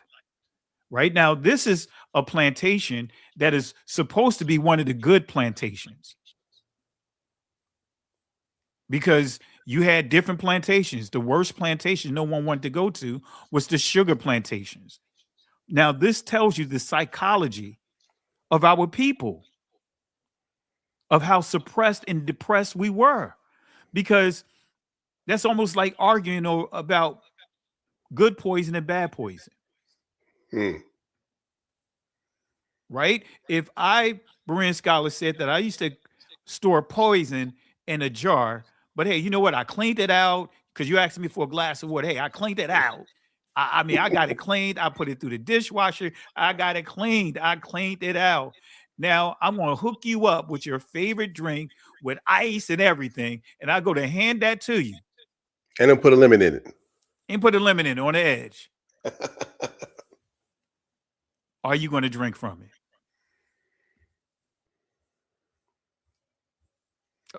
You won't drink from it, right? I would just make it audible for the people to hear, because they may think that you're saying, yeah, you thinking about it. Come on now, you're not going to drink from that. Exactly. I just want to make sure, because you probably slap it. You're going to slap it out your hand. Exactly. So, but this gives you an understanding of how depressed we were based upon Deuteronomy 28, how depressed we had become as a people, to now we are now ranking which slave owner, which plantation are the better plantations to go to while being slaves. Yeah. So here it says on New Year's Day. So I want to make it clear, this particular slave owner, right? He gave gifts to his slaves, gave them time off. But look at what this slave still expressed. On New Year's Day, we all were scared. That was the time for selling, buying, and trading slaves. We did not know who was to go or come. All right, so let me give you another example. This is coming from Jacob Harriet, and you didn't see any reference to Abraham Lincoln. Let me make sure I reiterate that point.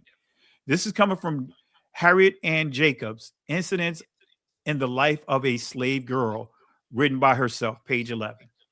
Look at what it says here. Hiring Day at the South takes place on January 1st. So they call it January 1st Hiring Day. That was the day that the slaves would be sold. Or even some property plantation owners would lease their slaves. But then January 2nd was Moving Day, where they had to show up. Okay, so it says here, Hiring Day at the South takes place on the 1st of January. On the 2nd, the slaves are expected to go to their new masters on a farm they worked until the corn and cotton are laid. They then have 2 holidays. Some masters give them a good dinner under the trees. This over, they worked until Christmas Eve. If no heavy charges are meantime brought against them, they are given 4 or 5 holidays, whichever the master or overseer may think proper. Then comes New Year's Eve. When comes what day? It says, then comes New Year's Eve. And they gather together their little alls, and more properly speaking, their little nothings, and wait anxiously for the dawning of day. Do you see anything about Abraham Lincoln? At the appointed hour, the grounds are thronged with men, women, children, waiting like criminals to hear their doomed pronounced. The slave is sure to know who is the most humane or cruel master within 40 miles of him. It is easy to find out on that day who clothe and feed his slaves well, for he is surrounded by a crowd begging, please, master. This right here, man, had me tearing up, man, reading this. Our ancestors begging what they deemed to be good slave owners. Please, master, hire me this year. I will work very hard, master. And for those that may not understand, master is a Hebrew word. This is not broken English of master. And let's see what massa means in the Hebrew. A burden, an utterance, chiefly a doom. You think this was coincidence that these Israelites, or should I say these Negro slaves, were using massa to as a title for their slave owners? The slave owners, rather. They were speaking Hebrew, family. You're talking about Israelites, Hebrew Israelites, that where you get the term Black Jew comes from the Spanish Inquisition. Come on. They were the ones that were sent into slavery, scattered, sent to Sao Tome and other places, other Portuguese territories all through the continent of Africa. That's who we're referring to. That's who these 1948ers, that's who these so-called Sephardists, they won't tell you about that history. They'll talk about how the history that they created. They won't talk about the true people that was oppressed, the true people that was enslaved, the true people that were tortured, the true people that were scattered. All right, but let's get back here. Last Testament, Deuteronomy 28:32. This consequence: thy sons and thy daughters shall be given unto another people, and thine eyes shall look and fail with longing for them all the day long, and there shall be no might in thine hand. Okay, let's go back here to this reference, family. I'm telling you, you know, and I'm not just saying this as a cliche, because we know that there was a cliche. Knowledge is power. Knowledge is power, and they know this. The slave owners knew this. The more that we start understanding even the word, the Bible itself, they knew that it was so powerful that they had to scale it back. They had to remove passages out of it that they thought would liberate us, and for us to see that, wait a minute, this is us. And even through what was remaining, the remaining passages, our ancestors were still able to see the liberation. Come on, family. But let's go here. All right. Let's go back here. This right here sums it up. The slave mother, New Year's Day, comes laden with peculiar sorrows. She sits on her cold cabin floor, watching the children who may all be torn from her the next morning. Right? We're dealing with December 31st. Now she's having anxieties over what's going to happen on New Year's Day and January 2nd, which is moving day. Look at what it says here. And often does she wish that she and they might die before the day's dawn. She may be an ignorant creature, degraded by the system that has brutalized her from childhood, but she has a mother's instinct and is capable of feeling a mother's agony. And I'm not sure if you guys saw the movie Beloved by Oprah Winfrey, right? Beloved, it was with what's his name? Danny Glover played her love interest in it. And if you go back and watch that movie, right, she did something. I hate to let the cat out the bag, but you know, spoiler alert for those that didn't watch, you may want to cover your ears for this part. But make a long story short, she, in an attempt to keep her children from being enslaved, she attempted to murder them. Because she knew as soon as she gave birth, she had just given birth to her youngest daughter, and 2 or 3 weeks later, I forgot what they called him, but he came along with others to take her baby away from her. And before she can, before she will allow them to do that, she had purposed in her mind that she would rather take their lives before allowing them to be enslaved to the system. to go through what they had to go through. And that's what when I read this, makes me think about that. So look at what it says here. On one of these sale days, I saw a mother lead 7 children to the auction block. She knew that some of them would be taken away from her. But they took all. Look at here again. She knew that some of them would be taken from her, but they took all. The children were sold to a slave trader and their mother. Now, when you say to a slave trader, this is a merchant who dominated the merchants, the 1948ers. So when it says she was sold to a slave trader, it's a plantation owner, a owner of slaves decided to sell her children, or let me go back here, right? The children were sold to a slave trader. In other words, they sold it to a merchant. The merchants are the ones that will own them and own the auction blocks. And then they would, in return, sell them again and make whatever additional monies.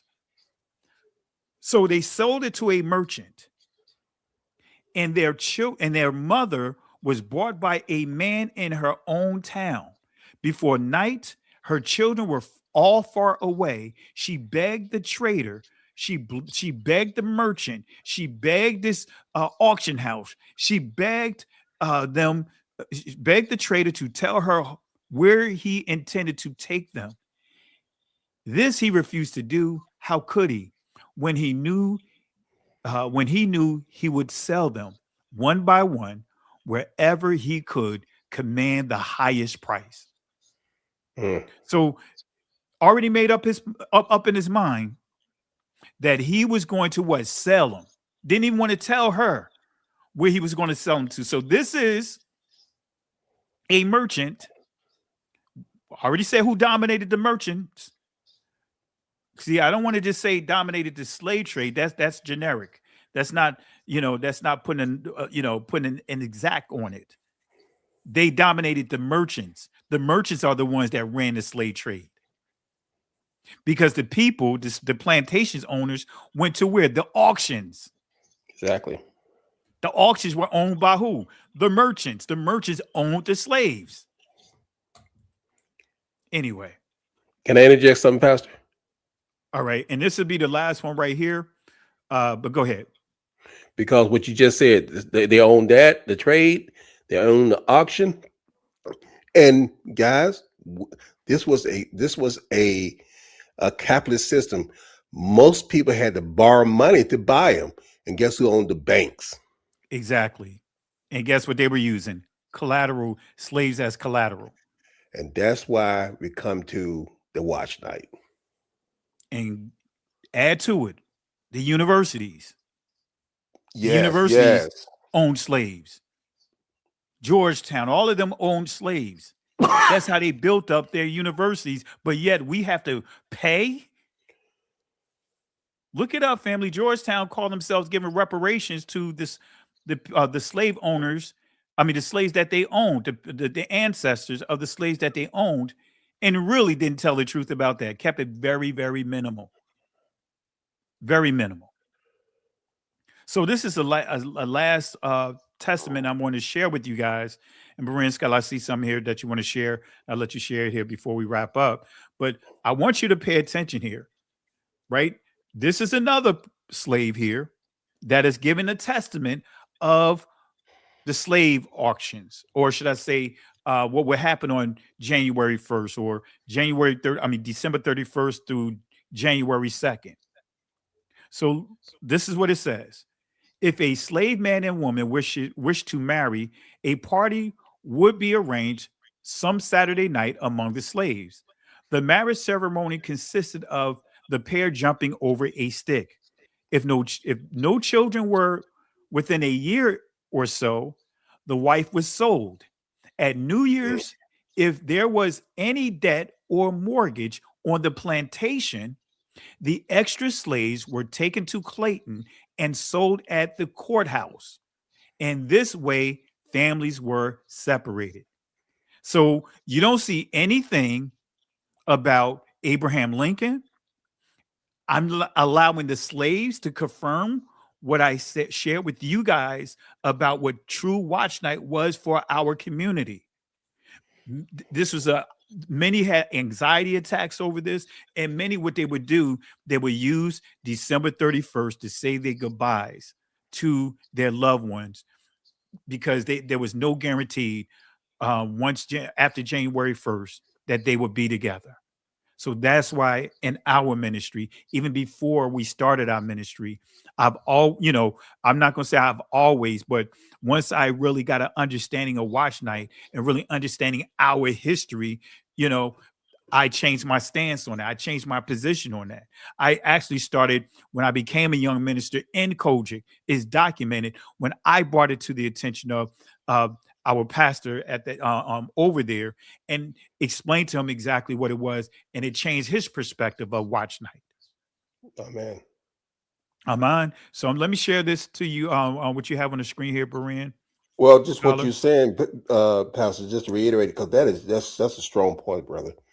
Because the watch night being that a yearly event, you have people agonizing that I might lose my wife, my child every year because this plantation had debts to settle with somebody else.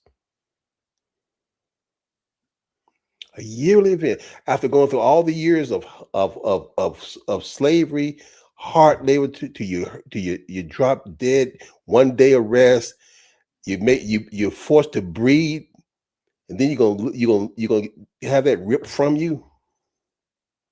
And family, even when you think about the sugar plantations, like Domino Sugar is an extension of the sugar plantations, one of the sugar plantations. They treated our ancestors like parts because those machines would literally rip limbs off.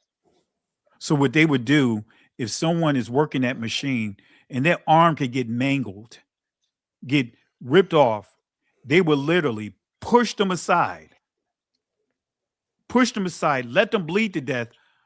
But while they're bleeding to death, they grab another slave and put them right in that same position.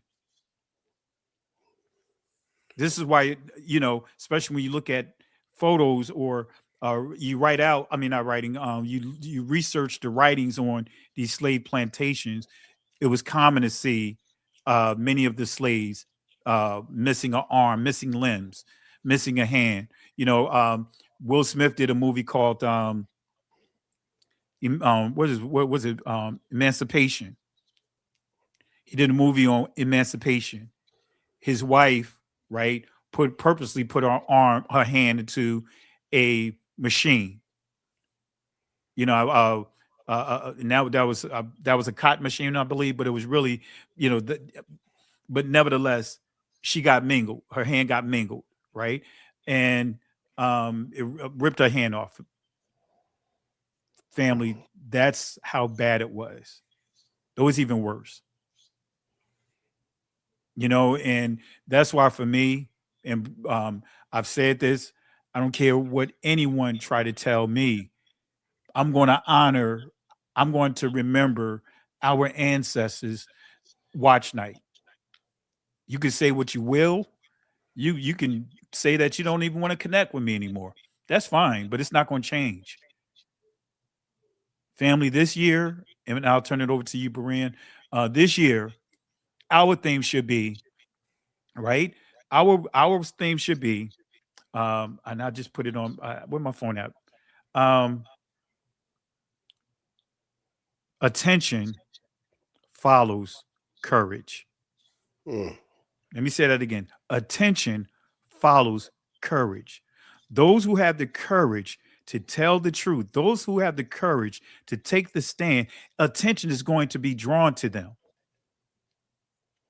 Exactly. And I believe that's why We Woke Now grew to the way it did, is because, and Berean Scholars Channel is growing, is because people know and recognize those who have the courage to tell the truth. We're telling the truth not for attention. We're telling the truth because it's right. And the attention comes from the people seeking to hear truth. And when you hear it, it's like, wait a minute. Even though I may not agree with everything, but wait a minute. Let me start looking at let me vet the information. Whoa. Oh, now I get it. You know what? At least, even if I may not agree with them, even if I want to still be disagreeable, but you know what? I understand based upon what the sources that was presented. At least he presents sources. At least we woke now present sources. Berean Scholar presents sources. You had the floor. Yeah, I got your screen up on Berean Scholar. And just while you're going through that, because he did this live because we were discussing, because he was doing research and I was doing some research on another clip. But to find out that they are intentionally, especially this year, more than anything, because who we have in this administration, going through and changing stuff. You heard what they did about the people in military, all the black military people have been wiped out off the websites. You heard what they're trying to do to the African American Museum. You hear all this stuff. That's stuff on the surface, but they're going deeper too. The other people who are with them, who are in partners, lockstep with them, are going in and taking stuff that we're using to show our people who we are. They're taking our identity. It's identity theft. It's identity theft. So they'll make sure you can't put these pieces together. When these resources are given to you, you can't go there and download them for yourself so you can share them out. That's why we tell you that, do screenshot, do all you can, and keep something. And to your point, family, and I'll turn it back over to you. Go ahead. This is why I make screenshots. Even the screenshots that I took years ago, it helped because now I get a timestamp. Now I can say this is how it looked. Because when I shared with you guys the Valentine's Day, for example, you got a visual of how it originally looked. So so no one can say I'm manipulating anything. And then when we went to the Wayback Machine, it confirmed it. So those screenshots, don't just write down sources. When you come across some key sources, key information, take screenshots if you don't have copies, original copies.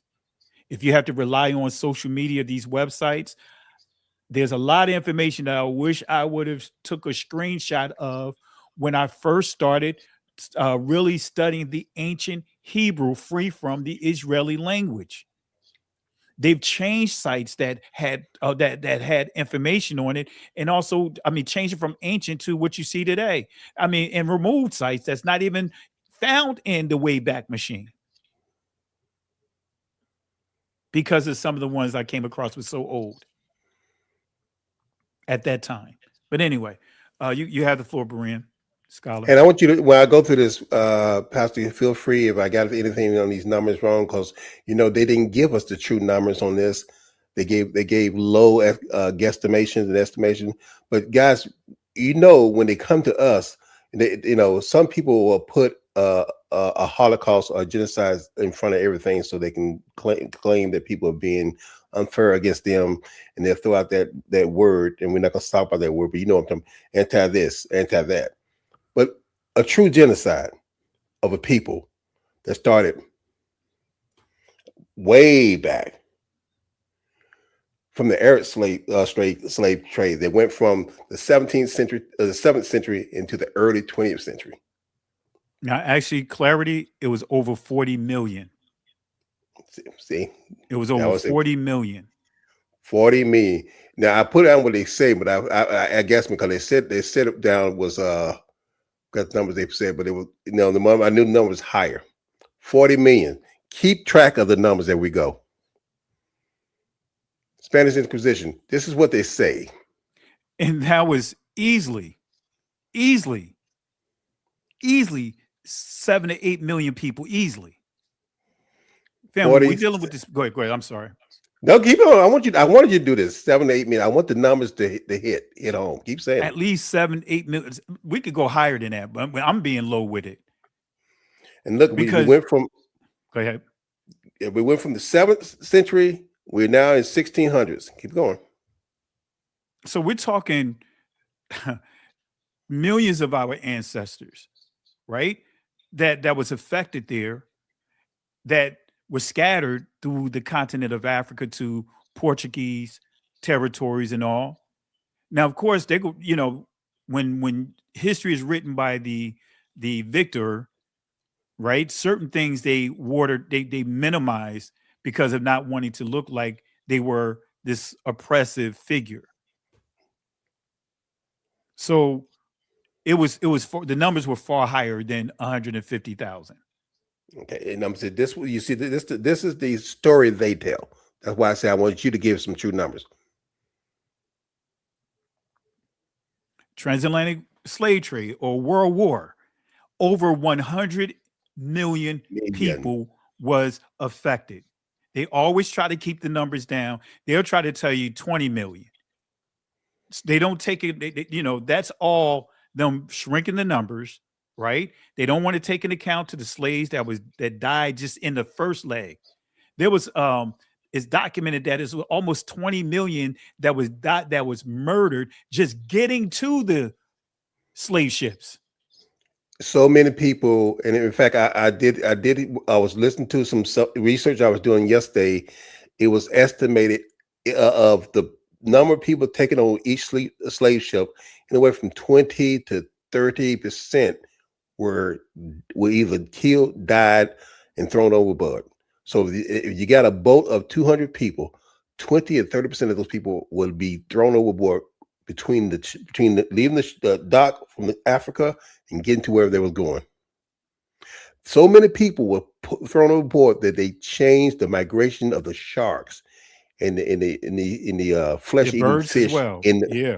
And bird. The migration, they used to be down toward the African coast and everything. That's why we have so much sharks around the west, the eastern part of America, because of that slave trade, and South America, and in that area in the Bahamas. Absolutely. So we're up to how many millions now? So we up to easily 100 and we could say easily 160 million. Oh. Almost, okay. King Leopold doing the same 1800s. We know he did 20 million people. They saved 12 to 15, 20 million people. We had 180. Cecil John Rose in South America. This is the start of what's ended up being the apartheid and stuff. He went down and said, "Oh, it's diamonds, other resources down there, gold," and went to start the blood diamond stuff out down that area. Back in 1800, he stuck his claim down there. Now, during that time, child labor and people like that from labor, over they say 40,000. I bet the numbers are way higher than that, way higher than that. But that's what they have documented. And Jim Crow.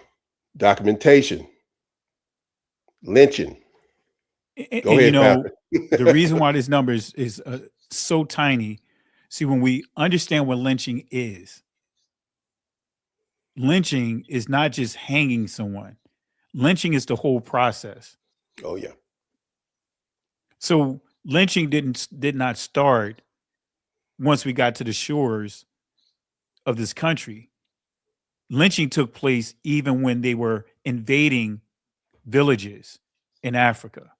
Lynching was taking place when they were, capturing them, and all of that was part of the lynching process. Lynching is the process.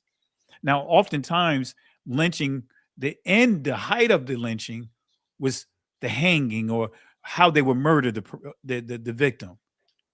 Part of the lynching process was the humiliation. They were raped and sodomized. Part of the lynching process was cutting up the victim and using them as souvenirs. Part of the lynching process was them eating our ancestors. Part of the lynching process was satanic rituals, like eating the heart, eating the liver. This is a fact, family. In many tunnels that's underground in Savannah, Georgia, in Charleston, South Carolina. So the lynching process You know, far more of our ancestors were lynched than 50,000. And during that lynching period, and Berin Scholar can elaborate on it even more, it was so bad that it was our people were terrified when it came Thursday and Friday and Saturday night. They were terrified. It was just like how it, like the scripture talks about.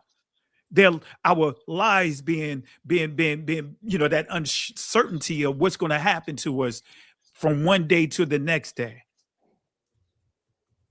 So when you look at the lynching, the lynchings, the Jim Crow era, let's throw up in there the 3 dozen, at least 3 dozen communities of ours that was completely decimated, which includes the culmination of that was Black Wall Street. And that's just one that we know about.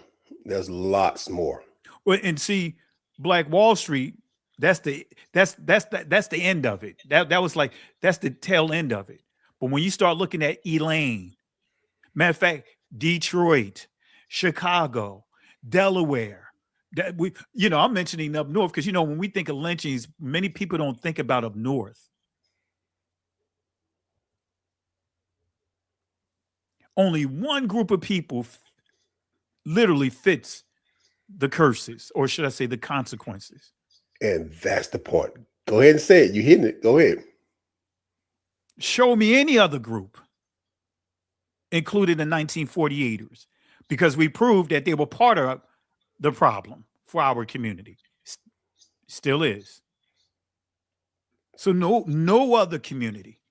No other community. When we start lining up the atrocities, and Berin Scholar just highlighted on some of it. He didn't include into the Indian trade that was part of the Arabic slave trade. That's how many of our ancestors ended up in India, ended up in Asia, as far as China, Japan. When you start tying in the Philippines, when you start tying into the original Hawaiians, the queen, the sister queen that was over Hawaii. These are the history that they don't want us to know. And that's why they're messing with the Wayback Machine. That's why they're messing with things like that online, you know. And see, like you said, that's just a little bit. I'm not gonna say much. I'm just gonna show you how many pages on this one. You can show this, and when they said I'm finished. All right, let's see here. Excuse me.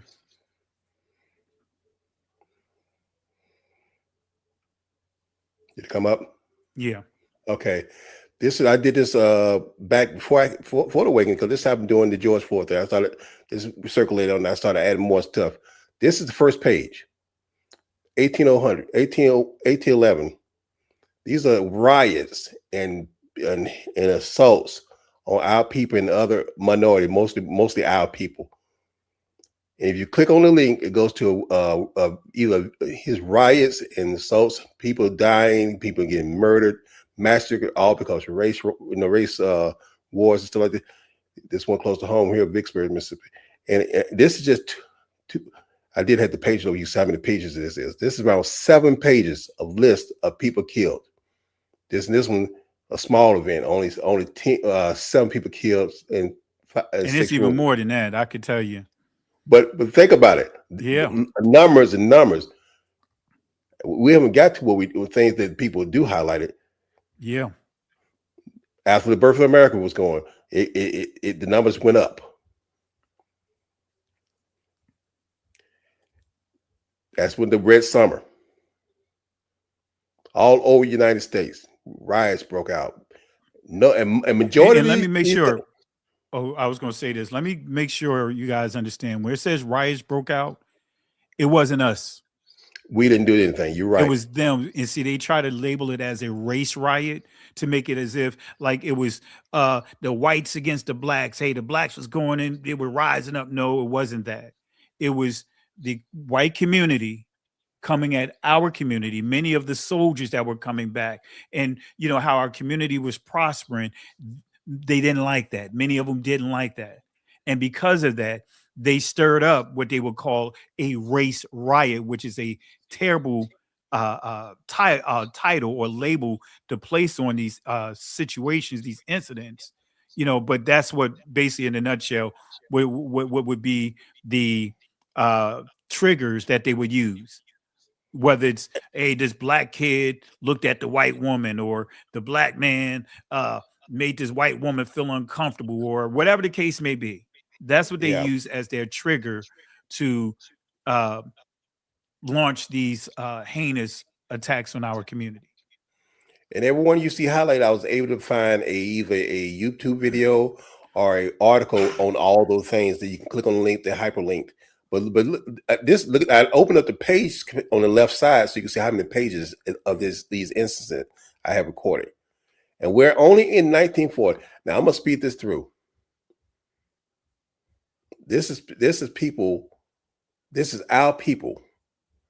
And we have not been through a Holocaust, or still in one. We have not been to what was the in eschatology, Pastor?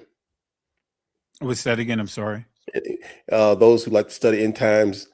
Or eschatology. Yeah. Look at the Great Tribulation. Is this not tribulation? We don't hear that. Yeah. This is, and to bring Scholar's point, this is what frustrates me so much, right? Because when we hear, even starting with our own brothers and sisters teaching prophecy, they don't want to talk about our atrocities. They always use the Europeans. You guys seen it firsthand with me teaching that the transatlantic slave war, the Arabic slave trade, the Indian slave, all the things that, for example, Berean Scholar is covering, that's in this span, this block of this window of time as a great tribulation. No, Pastor Kelly is wrong. He don't know what he's talking about. He rewriting scripture. Christ did say after the great tribulation and described another affliction. So when does this, when do it end? And who is it based on?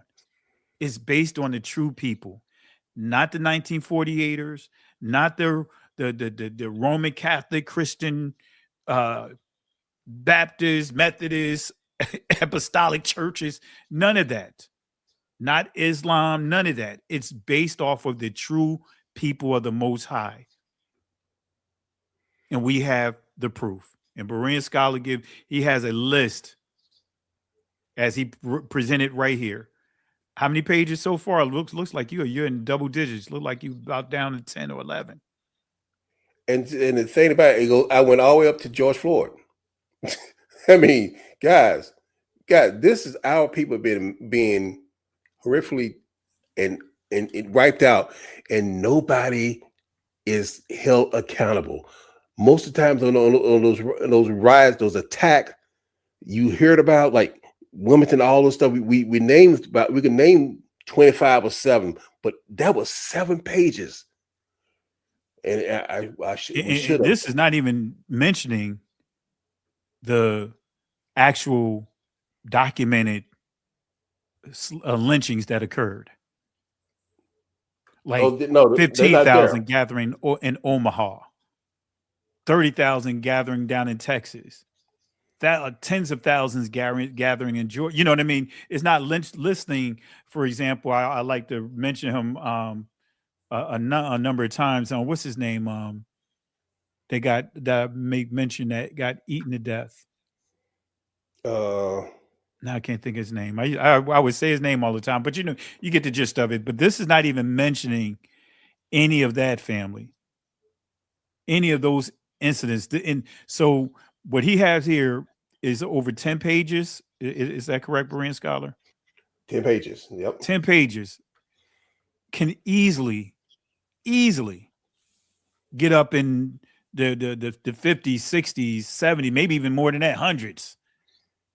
Similar to Christ, he did so much, so many of it could not be documented of the things that he had done positively. So think about what Berean Scholar just put here. Now, I didn't put together a document like this, but this is a great document to have, so that way you can actually see the impact of, wow, We are, I mean, hands down, no one can tell us we're not the people of the book. We don't have to manufacture atrocities like we see happening right now. Manufacturing atrocities, manufacturing situations to try to say that religiously they're the most oppressed people. We don't have to do that. We have the actual information, and Berean Scholar, really appreciate you presenting this here. And I would say definitely you got to add to it, but save this. Make sure it does not mysteriously disappear. You know what I mean? Well, I dropped the link. I dropped the link in the chat so everybody have copies of it. Oh, okay. Oh man, family, let's give it up to Berean Scholar because he didn't have to share this. And truth be told, many people are not sharing this type of information. They're making it so that way you have to pay. No, this is our people. And I've been asked, I've been told, like, how come you haven't sold this? And how come you haven't sold that? That information you've been giving out, man, you can make a lot of money off of. Thank you, Berean Scholar, for sharing this. And family, what he shared with you can no dollar amount express the gratitude. Berean Scholar, drop a cash app, your cash app inside the chat. Family, let's bless Berean Scholar for sharing that hard work, sharing that. Let's just bless him. Put your cash app inside the chat, and family, bless him. Bless him with what he just shared.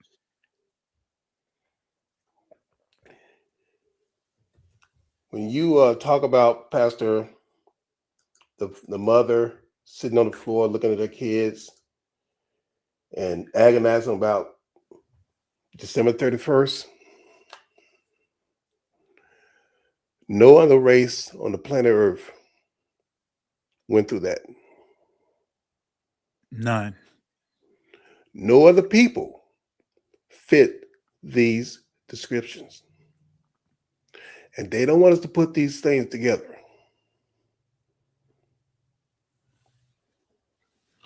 And family, I'm telling you, man, this stuff that makes you tear up, man. Yeah.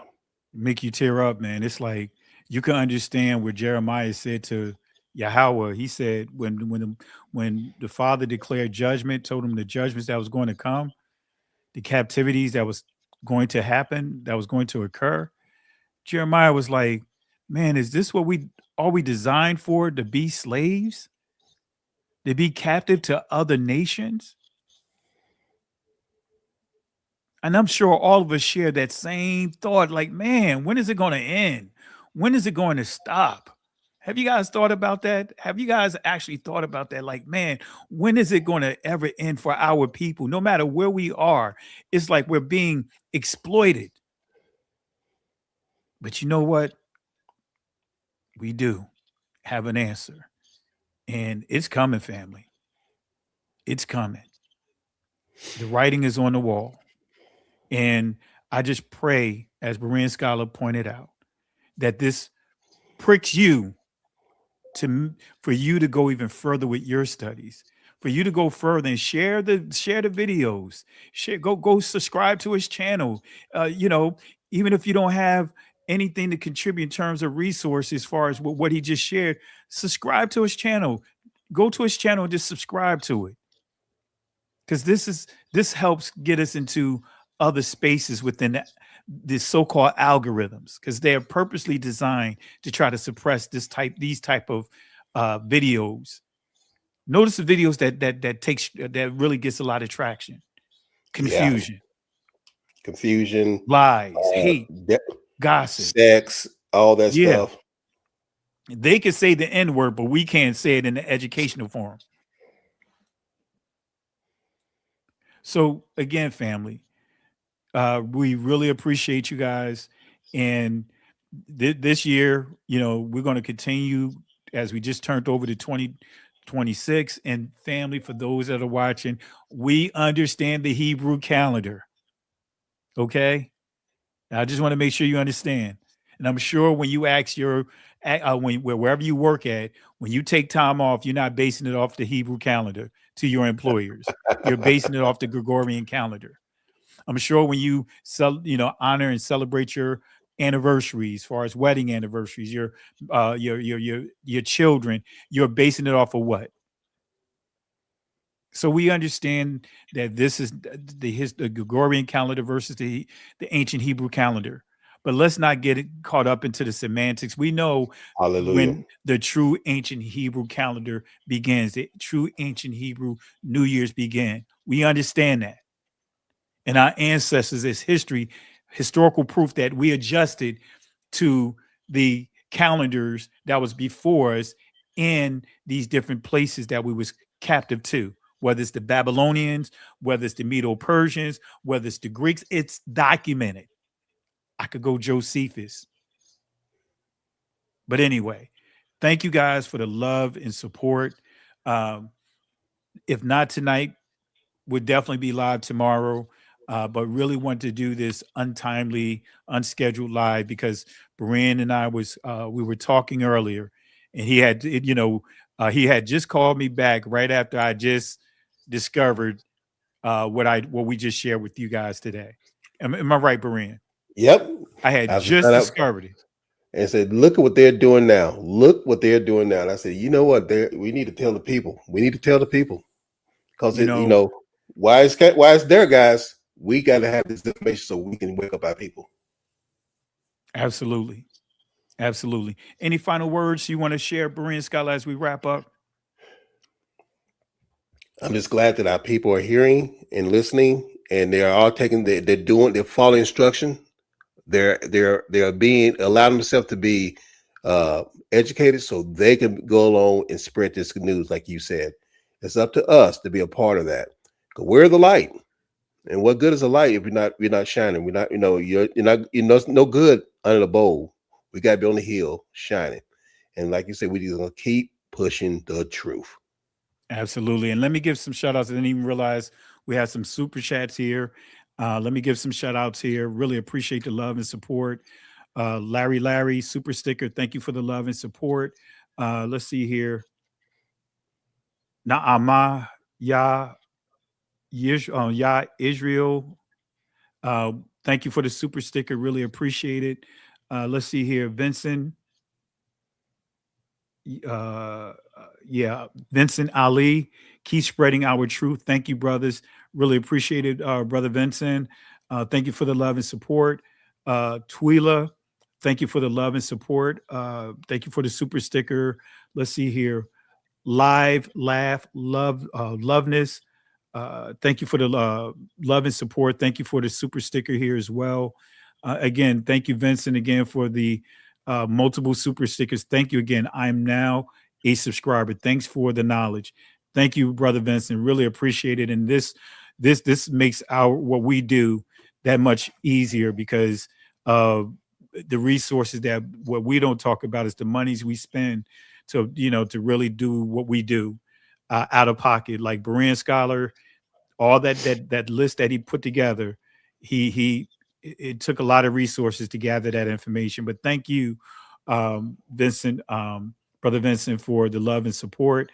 And lastly, Ema Horton, thank you for the love and support. Thank you for the super sticker as well. And family, hit that like button, subscribe to the channel. And even after we conclude this live here, go to the comment section. Just post a comment there. Yes. So that way, that helps with what they call YouTube call reachability. That helps the reachability. The more comments that they see, the likes that they see, the participation in the chats, that helps our videos with the recommendations and things like that. So no matter how hard they may try to ban what we're doing, guess what? The algorithms, we can manipulate the algorithms by doing what I just mentioned. So hit the like, subscribe to the channel. If you believe that you are subscribed, and go back over and double check to make sure that you are still subscribed, because YouTube, they do remove subscribers. And since we had this channel, they've removed over 25,000 subscribers, literally. All right. So don't forget to go to Berean Scholar channel, subscribe to his channel, and let me get this super chat that just popped in. Measure Man, thank you for gems. Stay tuned. We have been able to connect that organization to the Church of Satan. They are panicking. Absolutely. Thank you for the love and support. Really appreciate it. And family, show some love for everyone that contributed today, and actually show some love for yourselves for just watching the video. That's still participating as well. Thank you for those that hit that like button, but we still got a lot of work to do. And all right, another super chat. Let me get this real quick. Simo, thank you both for the knowledge you both that you bring forth.